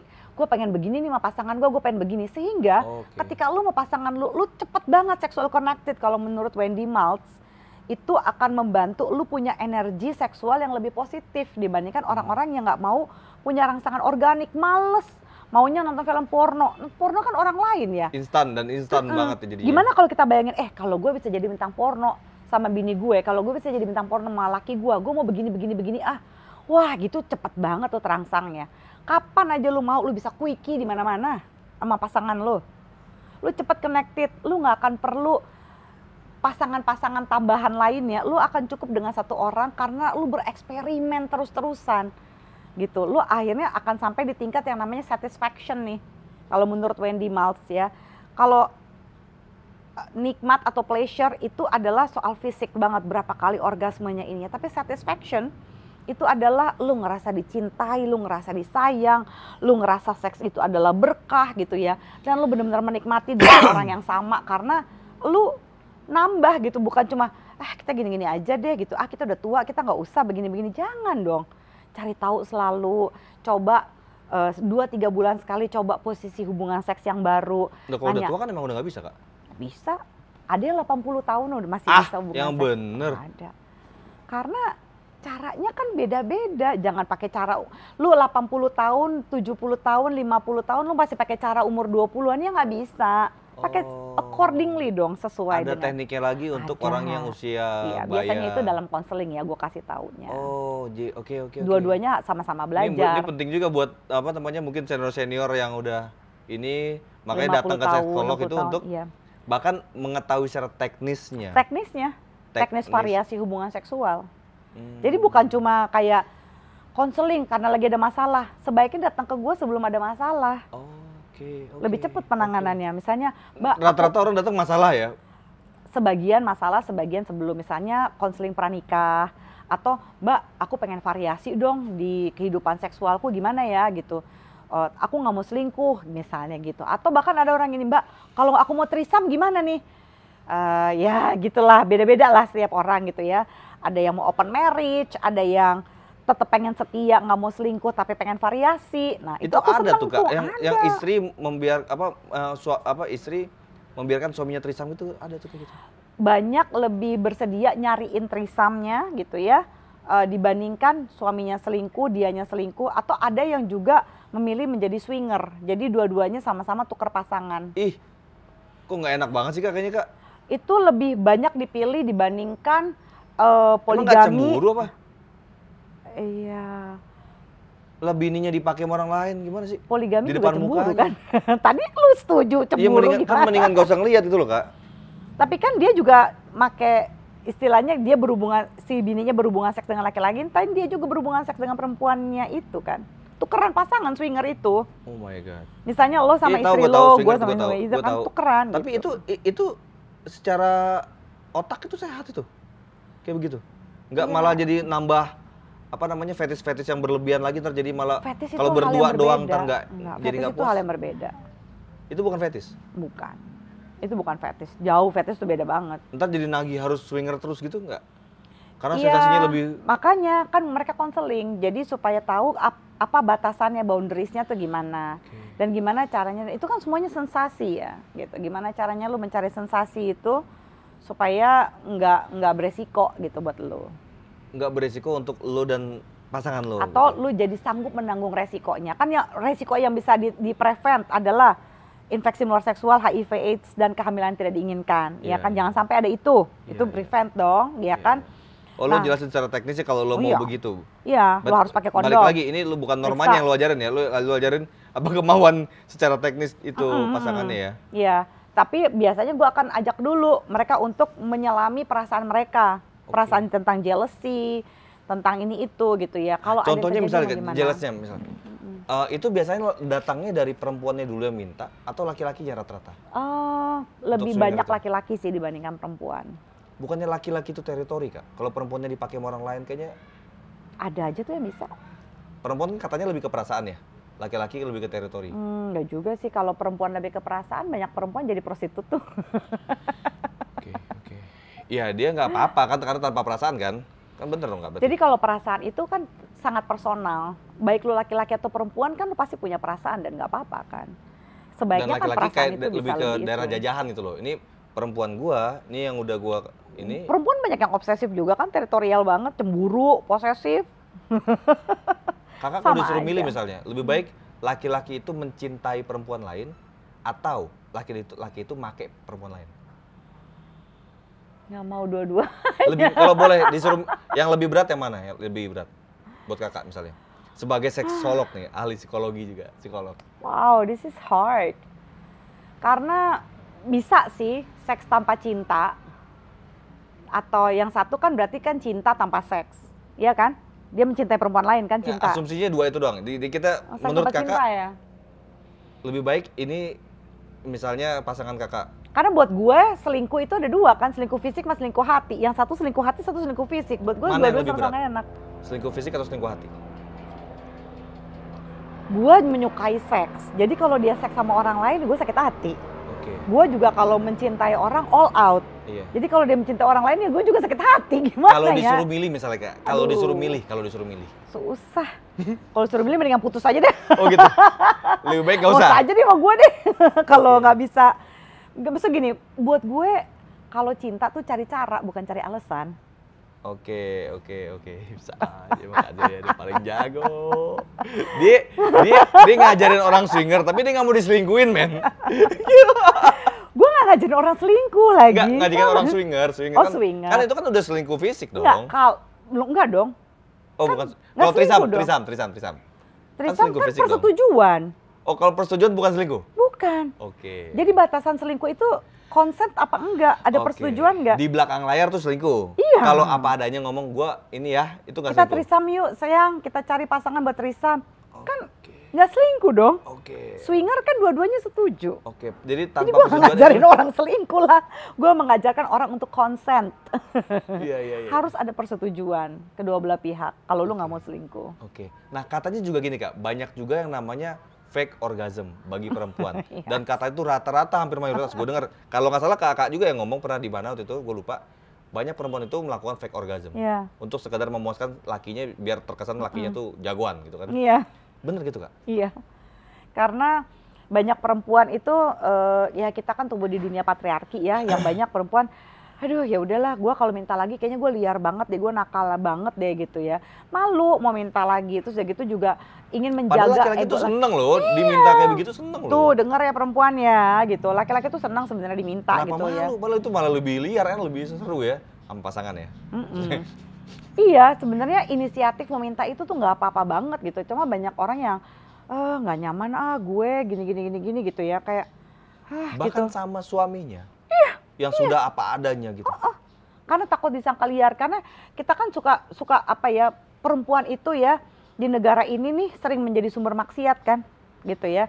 Makanya with all due respect kan banyak undang-undang yang juga dibuat kayak undang-undang apa ketahanan keluarga, nggak boleh oral seks, nggak boleh ini. Kenapa sih negara ini kayaknya menganggap kita nih manusia-manusia yang nista, yang jorok banget, yang nakal banget gitu loh. Kayak Emang ada ya undang-undang nggak boleh oral seks ya? rancangan undang-undang sih, tapi please jangan dilolosin ya. Bisa gila sih Ini gue. teknis banget undang-undang sampai ngurus ke hubungan Ngurusin privat selangkangan. gitu ya. Nggak boleh Ya, oral seks, nggak kalau boleh gue setuju BDSM. mengatur normanya, gue setuju Kak. Norma harus diatur. Normanya aja Tapi gitu. kalau teknisnya sampai nggak boleh gimana. Kan ada agama. Lu nggak percaya bahwa umat beragama lu juga bisa punya kebebasan beragamanya sendiri Dan gitu. Kenapa lu mengatur, nggak karena percaya norma itu? agama kan, kalau bicara Pancasila, norma agama di atas kan. Iya. Jadi ya kita percayakan terhadap norma agama, secara personal dia menjaga itu kan gitu. Iya. Untuk itu Jadi ya. kenapa mesti dibikin gitu kayak oh my god gue capek. Lu mau masuk rumah gitu ntar banyak polisi moral. Nah, Pak Wasko, Anda oral seks nggak? Iya. Coba saya lihat dulu buktinya. Oh nggak aman. Iya. Halo, gimana caranya lu meriksa? Iya. Nah perempuan tuh sebenarnya suka oral seks nggak sih? Katanya gue denger nggak gitu suka. Terus terang, laki-laki juga sebenarnya tidak terlalu gimana-gimana kan sama oral sex, ya kan? Perempuan juga enggak, tapi the idea of oral sex tentang ide memuaskan pasangan itu kan seksi, gitu. Jadi memang kita harus menguasai tekniknya, dan terutama yang paling penting adalah gini, please laki-laki ya, kalau suka banget di oral sama pasangannya, jangan cuma nyuruh oral, jangan cuma nyuruh begini begitu ya. Karena mereka itu kan perempuan gak punya penis ya, tolong kasih tahu bagaimana cara memuaskan Anda. Anda juga, iya beda-beda. Anda juga sebagai laki-laki, tolong dengarkan si perempuan yang punya vagina. Kalau dia bilang gak enak, stop ya Pak. Jangan dihajar, dibablasin terus. Sakit bahkan jadinya. kadang-kadang klitorisnya dijadiin DJ, janganlah overstimulate, itu annoying banget buat perempuan. Lecet, sakit. Kalau perempuan bilang misalnya, aduh itu geli, itu berarti nggak enak Anda. Oke. Ini banyak apa pendidikan seksual ya, balik lagi. Ini kita bukan bicara pornografi ya Kak. Iya. Ini balik lagi ke pendidikan seksual. Berarti poinnya perempuan tuh banyak yang melakukan fake orgasm. Dan katanya gini Kak, ini kan kalau di beberapa ini bener nggak sih yang namanya apa sih Kak istilahnya kalau cewek yang muncrat apa kan? Squirting itu. Wah, itu gimana Kak? Kamu curhatnya banyak sekali Pak. Ini curhatan apa curhatan anggota nih? Ini jadi gue yang rusak nih. Squirting itu nggak apa-apa, itu pertanyaan sejuta umat gitu ya. Jadi gini, squirting itu adalah kemampuan random, ya kemampuan random. Squirting itu bisa dirasakan perempuan ketika dia merasakan sensasi yang sangat-sangat satisfying dan pleasurable gitu ya. Jadi dia merasakan sensasi yang sangat kuat lebih dari biasanya. Nah, sensasi itu bisa membuat ejakulasi perempuan, tanda kutip nih. Karena perempuan itu biasanya kayak vaginanya itu bisa kayak meludah, tapi itu cairannya itu biasanya keluar dari vagina ya, bukan dari bukan air kencing, itu bukan air kencing kan? Jadi yang aslinya itu squirting itu adalah satu sloki jamu atau vodka. Ya kalau yang nggak peminum bilang wah peminum loh. Gitu ya. Tequila ya, jamu itu kan sama tuh kurang lebih gelasnya ya. Jadi segelas jamu itu, nah segitulah biasanya. Nah, kalau sampai banjir gitu gimana? Nah, karena dia biasanya mengalami orgasmenya tuh yang drrrr gitu banget ya, sampai dia meludah gitu ya vaginanya atau woman ejaculation, itu biasanya ngelitikin si saluran kencingnya. Keluarlah, tapi bukan pipis yang pesing, biasanya airnya putih. Tetap itu kencing ya? Iya, keluarnya dari kencing. Itu tambahan.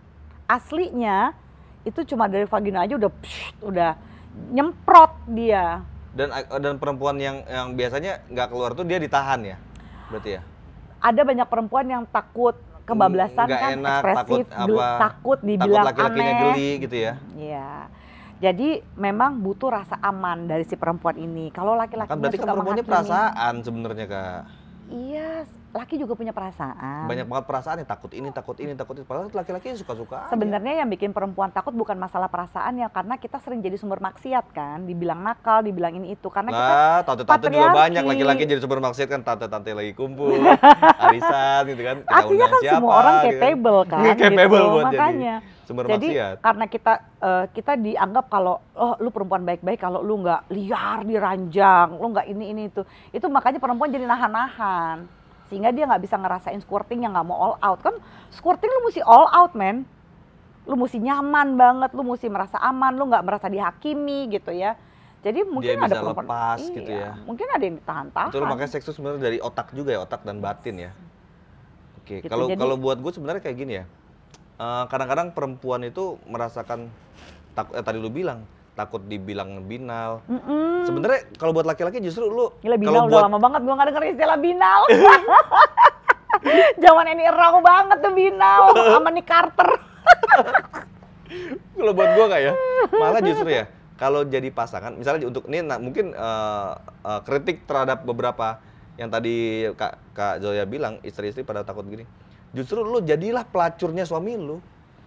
Daripada dia mencari kepelacuran yang lain. Kalau gitu misalnya lu ngarahinnya begitu, berarti perempuan nanti akan hubungan seks kayak kewajiban doang. Ya which is lakinya akan ngerasa, Mbak Zoya kenapa sih? Pelacur ini bukan transaksionalnya, Kak. Bukan Cara mereka berbinal-binal rianya itu loh. Cuma karena kata-kata lo setelah itu adalah daripada lakinya main ini sama orang lain, itu akan membuat perempuan melakukan seks karena kewajiban. Ya memang kewajiban sih, seks ada tanggung jawab kan.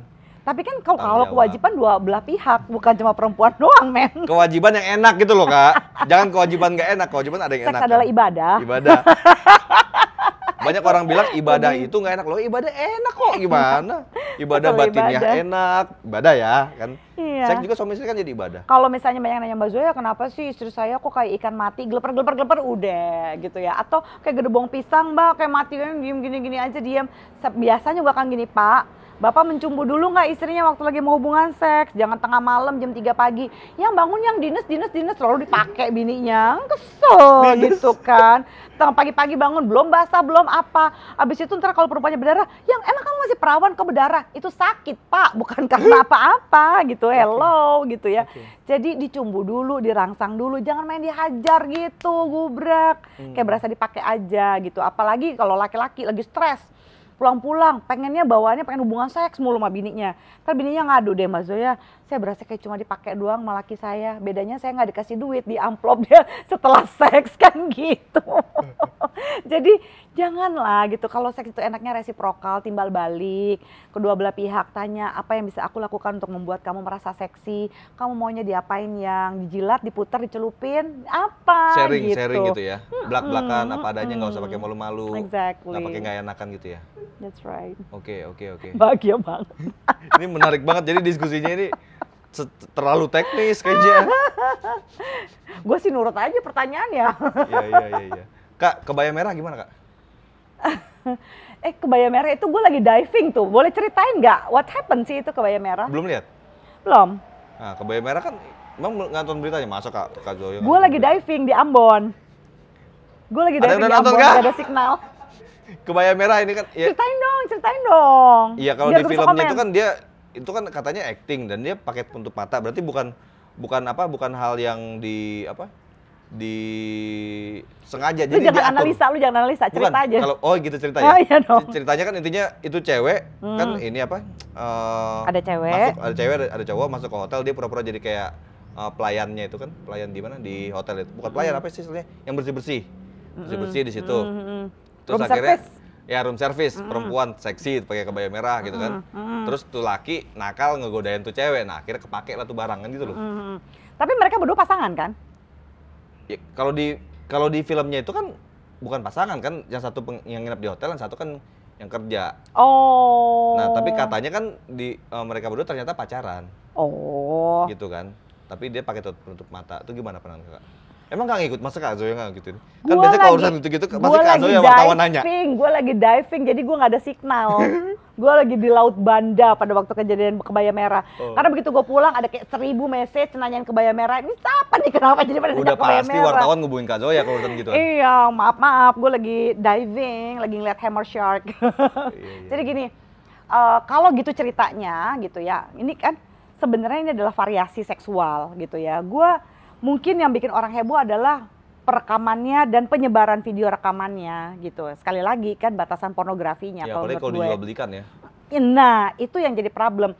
Apakah gini, kalau mereka adalah pasangan yang mau merekam hubungan seks mereka untuk mereka sendiri, buat gua seks tape itu nggak masalah. Tapi ya hari gini kan masalahnya yang menjadi masalah penyebarannya. Jangan-jangan yang jadi berbahaya, nyerempet hukum adalah mereka sengaja merekam untuk menyebarkan. Ya kena pasal pornografi dong, itu jelas. Apalagi komersil. Tapi kalau memang mereka melakukan itu untuk ini, itu bisa jadi ide loh buat pasangan untuk menambah variasi. Yang kamu pura-pura jadi ini mah kan bukan gitu. Ide, orang namanya bukan pacaran. Bukan, mereka ternyata pacaran tapi itu tapi kan acting. Itu bisa jadi role play, namanya role play kan. Lo nggak pernah misalnya gini, apa sih fantasi seksual lo gitu? Misalnya dia jadi suster gitu. Dia jadi gadis desa, lo jadi satpam. Ya kan, bisa lo jadi misalnya dia jadi bos, lo jadi sekretarisnya, terus lo dipakai sama bini lo. Kan bisa. Atau jadi suster sama dokter gitu kan, macem-macem. Itu dilakuin sama suami istri begitu? Ada? Iya, bagus. Lu belum sampai sana? Belum. Lah, nanti gue inspirasi bini lu. Iya. Itu seru kan? Penting itu kayak. Daripada lu selingkuh. Iya. Daripada lu cari bini lagi, pegel. Iya bang. Gimana kalau dengan orang yang sama, lu bisa menciptakan berbagai macam variasi. Itu lebih keren, men. Variasi secara teknis. Iya, lu bisa bersenang-senang. Itu kan belajar di Kama Sutra gitu-gitu. Ya, kalau Kama Sutra mah terlalu intimidating. Udah ngide aja, misalnya ya, idenya tuh gini, lu kan dari bokep-bokep biasa orang taunya caranya gimana. Udahlah, yang organik aja. Okay. Anggap aja gini ya. Kebanyakan nonton bokep deh. Chaos. Anggap begini. Lu misalnya bisa bikin film bokep versi lo. Versi lo, tanda kutip ya. Gue bukan suruh lu bikin versi beneran ya. Please jangan dirajam ya gue ya. Jadi nih, lu misalnya ketika lu bisa menjadi sutradara film bokep yang bintangnya adalah lu dan bini lu mau bikin versi apa? Itu yang keren. Oh, berfiksi ria di situ. Iya, itu akan membuat lu terkoneksi secara seksual, secara mental, secara psikologis dengan pasangan lo, secara organik. Itu yang akan membuat... Bukan buat disebarkan lah ya. Iya. Jadi jangan direkam aja, kalau bisa apa? Lu berbagi sama bini lo. Mau nggak kita bikin adegan begini? Kita role play aja yuk. Itu lu simpan aja dalam kenangan lu, jangan direkam. Rekam lu bisa bocor. Nah, lu jadi punya rahasia berdua bini lo. Nanti lu lagi jalan-jalan misalnya. Nggak perlu direkam? Nggak perlu. Okay. Jadi lu jadi punya rahasia berdua sama bini lo, itu kan asik banget tuh. Lu misalnya tiba-tiba bini lo ngasih celana dalamnya dia ke lu. Gitu kan. Itu kan lu udah berfantasi, udah kayak begini. Lu jadi sama bini lu bisa ketawa-tawa, lu punya rahasia bareng berdua sama dia. Lu nggak akan butuh orang lain. Selalu akan ada perempuan yang lebih cantik, lebih pintar daripada bini lo. Selalu akan ada laki-laki yang lebih ganteng, lebih sukses daripada laki ya, lo. Tapi tetangga lebih jauh lah. Iya, selalu ada langit di atas langit, tapi ini akan membuat lu terkoneksi. Walaupun belum tentu langit itu di atas sebenarnya ya. Ya. Di bawah, di mana? Kadang-kadang enggak maksudnya. Surga dunia, lu maksudnya surga dunia? Bukan, maksudnya kan kadang-kadang belum tentu pasangan itu lebih qualified dibanding pasangan yang ada existing gitu kan. Ya banyak ini banyak banget jadinya ya wajar sih kalau misalnya Kak Zoya jadi banyak kontroversinya ya, karena apapun itu kan Kak di Indonesia ini tetap yang namanya seks itu kan masih tabu ya Kak. Ya. Dibicarakan di. Tapi kalau nggak dibicarakan kayak begini, seterbuka ini, dan kita kan behave, kita nggak berantem gitu. Kan banyak orang yang kalau nggak tetap video ini untuk 21 tahun ke atas ya. Dan untuk orang yang sudah menikah, ini gua disclaimer lagi. Disclaimer. Karena banyak orang yang nggak nanya sama gue dulu, nggak ini itu, apalagi cuma baca kayak potongan-potongan clickbait yang tidak bisa gue kontrol juga gitu. Terus langsung menyerang gue. Menurut gue, ya lu jangan begitulah, tanya aja gitu. Gue bisa kok diajak diskusi. Ya, tapi kan orang sah juga aja punya pandangan begitu. Lu iya, juga nggak mau menghakimi mereka dong. Iya, tapi jangan menghakimi gue, jangan maki-maki gue kan gitu. Maki-maki itu yang kadang-kadang, apaan sih, lu nggak bisa nerima perbedaan. Kita juga banyak bedanya. Iya, dari tadi kan kita beda kan banyak. Iya, nggak jambak-jambakan kan sama dia. Nggak ada ad hominem sama sekali. Oh my God, kalau orang tuh, wah mentang-mentang lu gendut ya, mentang-mentang lu janda ya, mentang-mentang lo apalah gue bilang. Oh Kak Zoya janda nih katanya? Yes. Oh janda. Lagi-lagi promo, ada yang tertarik kah dengan saya janda berdaya. Waduh. Apalagi sampai umur 80 masih bisa ilmunya dia tahu. Jadi nggak usah kemana-mana. Tekniknya ada Kakak. Tapi gini Kak Zoya praktek di mana sekarang? Praktek yang daratnya ya, bukan di udaranya? Darat. Di Haklinik. Haklinik itu di Jalan Leuser nomor 70, itu deket banget sama Majestic, belakangnya Rumah Sakit Pertamina, Jakarta. Atau di Derma Lounge itu. Haklinik ini kliniknya Kak Zoya sendiri? Itu klinik aku dengan partnerku. Oh, gitu. Itu seksolog semua situ? Itu ada sexual health center di mana isinya itu ada androlog, ada urolog, ada obgyn, kulit kelamin gitu. Jadi ini adalah kecantikan dan seksualitas dan kesehatan seksual tuh aman semua di sana satu tempat. Lu punya masalah vaginismus, lu masalah disfungsi ereksi gitu ya, segala macam berhubungan dengan hormonal, ya kemampuan lu untuk bisa berinteraksi secara seksual, fire up your sex life, sex education terhadap anak, ini juga bisa gitu, semuanya bisa di sexual health center. Konsultasinya kayak konsultasi sama psikiater gitu? Iya kan gue psikolog ya. Iya maksudnya psikologis. Ada waktu. It's private and confidential, harus bikin waktu perjanjian dulu. Kalau nggak perjanjian agak repot ya. Oh. Dan kalau weekend itu penuh sekali. Jadi kalau misalnya kira-kira mau konsultasi weekend, please bikin waktu aja. Kalau mau dibatalin nggak apa-apa. Itu kemana ngeceknya ke Haklinik bisa gitu? Bisa ke Haklinik, di Instagramnya Haklinik itu bisa. Oh ini kalau gue mau saya mau ke Kak Zoya jadwalnya kapan gitu Iya, ya? itu langsung dibikin jadwal dan biasa jadi kalau kayak gini Sampai ke teknis-teknis tadi tuh ya? Iya. Iya. Iya. Saya mau belajar tuh kayak yang itu tuh yang dikasih tau sama Vasco tuh, boleh gitu. Iya. Kita kan banyak teknisnya yang Lu gue nggak bisa klinik deh, luncurin. silakan deh kan. Mahal nggak sih itu Kak? Relatif ya, mahalnya gimana ya, kalau buat gue sih itu ilmunya ya memang berharga kan. Iya berharga gitu. pasti. Tapi kalau bicaranya, boleh nggak range tuh? Kalau bicara konsultasi sama Kak Zoya itu, boleh, ini terserah Kak Zoya mau jawab apa enggak. Range-nya sekitar berapa sampai berapa tuh? Per berapa jam atau gimana? Kalau gue biasanya kalau pasangan itu sekitar 1.250.000 per jam. Oke. Dan konseling pertama, gue sangat-sangat sarankan kasih waktu gue 2 jam. Oke. Kalau cuma 1 jam, gue agak ngap ya. Di H-Klinik tadi? Di H-Klinik. Selain itu di mana lagi? Di Derma Lounge. Hah? Derma Lounge, itu di Jalan Daksa. Dulunya rumah Daksa. Itu Kak Zoya sendiri Gunawarman. atau? Kak Zoya nggak buka sendiri? Enggak. Kan udah punya nama. Ribet. Ribet manajemennya ya? Lu pengennya udah, urusan gue udah konsultasinya aja, nggak mau mikirin itu. Kalau misalnya di Sexual Health Center kan udah ada yang benar-benar kayak Ibu Hani Pierce, itu tuh partner gue yang buat gue oke banget karena dia ngurusin semua peritilan yang gue tuh administrasi tuh gue males banget men. Terus udah gitu kalau bisnis gitu kan ya maaf ya gitu ya mungkin ya orang ada bidangnya. Ini, minta duit ini segalanya itu kan gitu gue. Dan orang ada bidangnya lah kan jangan juga semua orang. Gue susah ngejalanin bisnis kayak gitu. Nah dia itu telaten. Kan untuk dapat verifikasi apalah. Partner gue tuh agile banget gitu. Dia memang lebih kayak gitu. Kalau ada ini sedikit kan begini. Kenapa ini kan gak ada masalah begini ini surat lengkap apa segala macam. Ternyata adalah pengurusan birokrasi yang masih minta duit gitu. Terus kadang bingung, gue perlu ke Kemenkes atau kok tiba-tiba ada Pemda juga mesti ribet deh gue. Kalau dia urusin, gue tenang. Gue benar-benar bisa fokus sama oke, kita mesti bikin tim yang kayak gimana gitu. Ini ngerjainnya apa. Gue senang banget. Seksolog tuh ada laki-laki juga? Banyak kan laki-laki. Gue kan seksolog perempuan pertama dan gue seksolog klinis yang masih satu-satunya sekarang di Indonesia. Oke, gue mau tanya Kak, jujur deh lo Kak. Misalnya, seksolog laki-laki itu apa memang mereka secara teori dia mengetahui? Misalnya kan cara memuaskan pasangannya? Tahu dong, kan banyak kan seksolog tuh androlog, terus mereka obgyn juga. Bukan, gitu. Pertanyaan gue itu tuh. Tapi pada kenyataannya mereka ini masih bermasalah nggak dalam bagaimana memuaskan gitu? Oh soal memuaskan dan dipuaskan sih kami semua oke banget. Lu mesti melihat kalau lagi promosi profesi. Promosi profesi. Pasti teman-teman seksolog gue pada bahagia. Kita baru conference kemarin adalah kongres ke-6 Asosiasi Seksologi Indonesia.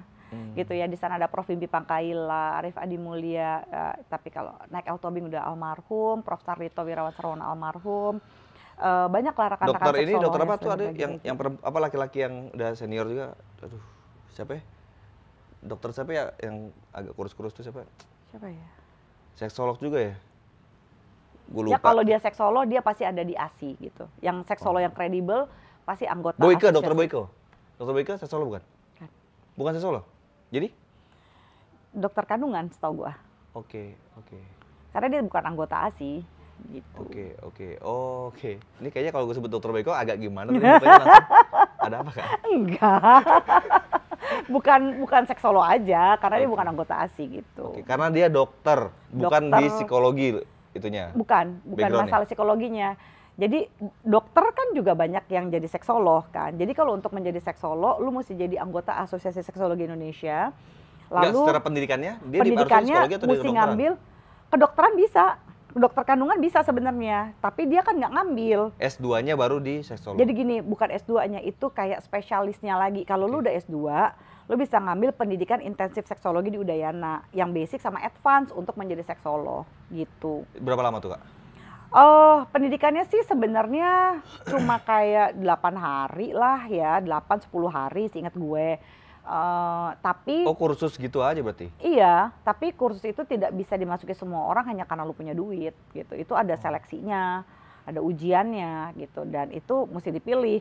Apakah lu bisa dikasih, sebelum lu dikasih pendidikan itu, lu akan ada seleksinya juga, dan itu nggak mudah. Gitu. Nah, lu sebagai seksolog itu melayani klien lu tuh Kak, lebih berdasarkan dari pengalaman atau dari yang lu pelajarin selama 8 hari itu? wah kok gue nggak boleh pakai pengalaman dong, kalau pengalaman itu nggak profesional. Oke. Gue harus dari, bukan cuma 8 hari advance ini, kan gue Karena ada kan basicnya dalam juga. nih Kak, maksudnya cuma 8 hari belajarnya Kak? 8 hari itu udah ujiannya. Jadi gini, basic dulu nih, gue ambil yang basic dulu, kan seminggu. Terus udah gitu kan gue praktek nih, gue praktek berapa tahun. Ada prakteknya juga Kak? Maksudnya prakteknya itu Praktek labnya konseling, gitu gimana? Oh kirain praktek lab. Nggak, konseling apa segala macam gitu kan. Ya gue mempraktekkan ilmu itu dulu, terus nanti gue ada studi kasus. Studi kasus itu nanti ditambah tuh ilmunya di sini. Makanya untuk menambah gelar seksolog gue nggak bisa mengandalkannya 8 hari itu betul. Nah, untuk jadi untuk dapat apa sih namanya license untuk menjadi seksolog, setiap tahun kita mesti mengikuti 2 ya seminar seksologi nasional atau 1 seminar seksologi di luar negeri. Setiap tahun? Setiap untuk tahun. menjaga terus kalau nggak lu nggak bisa perpanjang sertifikasi ya? lo. Oke. Nah gua lebih banyak milih luar. Kenapa? Karena kalau di dalam memang oke, tapi kan banyak kan backgroundnya dokter, kurang nyambung sama gua gitu aja. Tapi gue tetap ngambil karena gue juga butuh silaturahmi, gue butuh pengetahuan. Nambah-nambah insight yang iya lain. Dong, ya? Insight. Tapi kalau di luar gue lebih banyak dapatnya karena itu lebih berguna untuk konseling gue gitu. Kak Zoya, thank you banget nih, banyak banget informasi yang bermanfaat buat mudah-mudahan buat kita semua ini ya. Amin. Walaupun banyak sekali juga kita perbedaan pendapat di sini tadi. Harusnya beda pendapat tuh kayak begini tahu, iya kan? Kita argumen aja. Ya, kalau gue yakininnya begini ya jalanin. Kalau Kak Zoya silakan. Ya kan balik lagi kalau bicara nggak usah pribadi ya nafsi-nafsi gitu masing-masing ya kan. Sorry misalnya menurut gua apa tadi LGBT itu menurut gua penyimpangan, ya lu lakuin lu sendiri yang kena udah. Kan jadi gitu. Menurut gua kan gitu. Exactly. Jadinya kan gitu. Oke, assalamualaikum warahmatullahi wabarakatuh.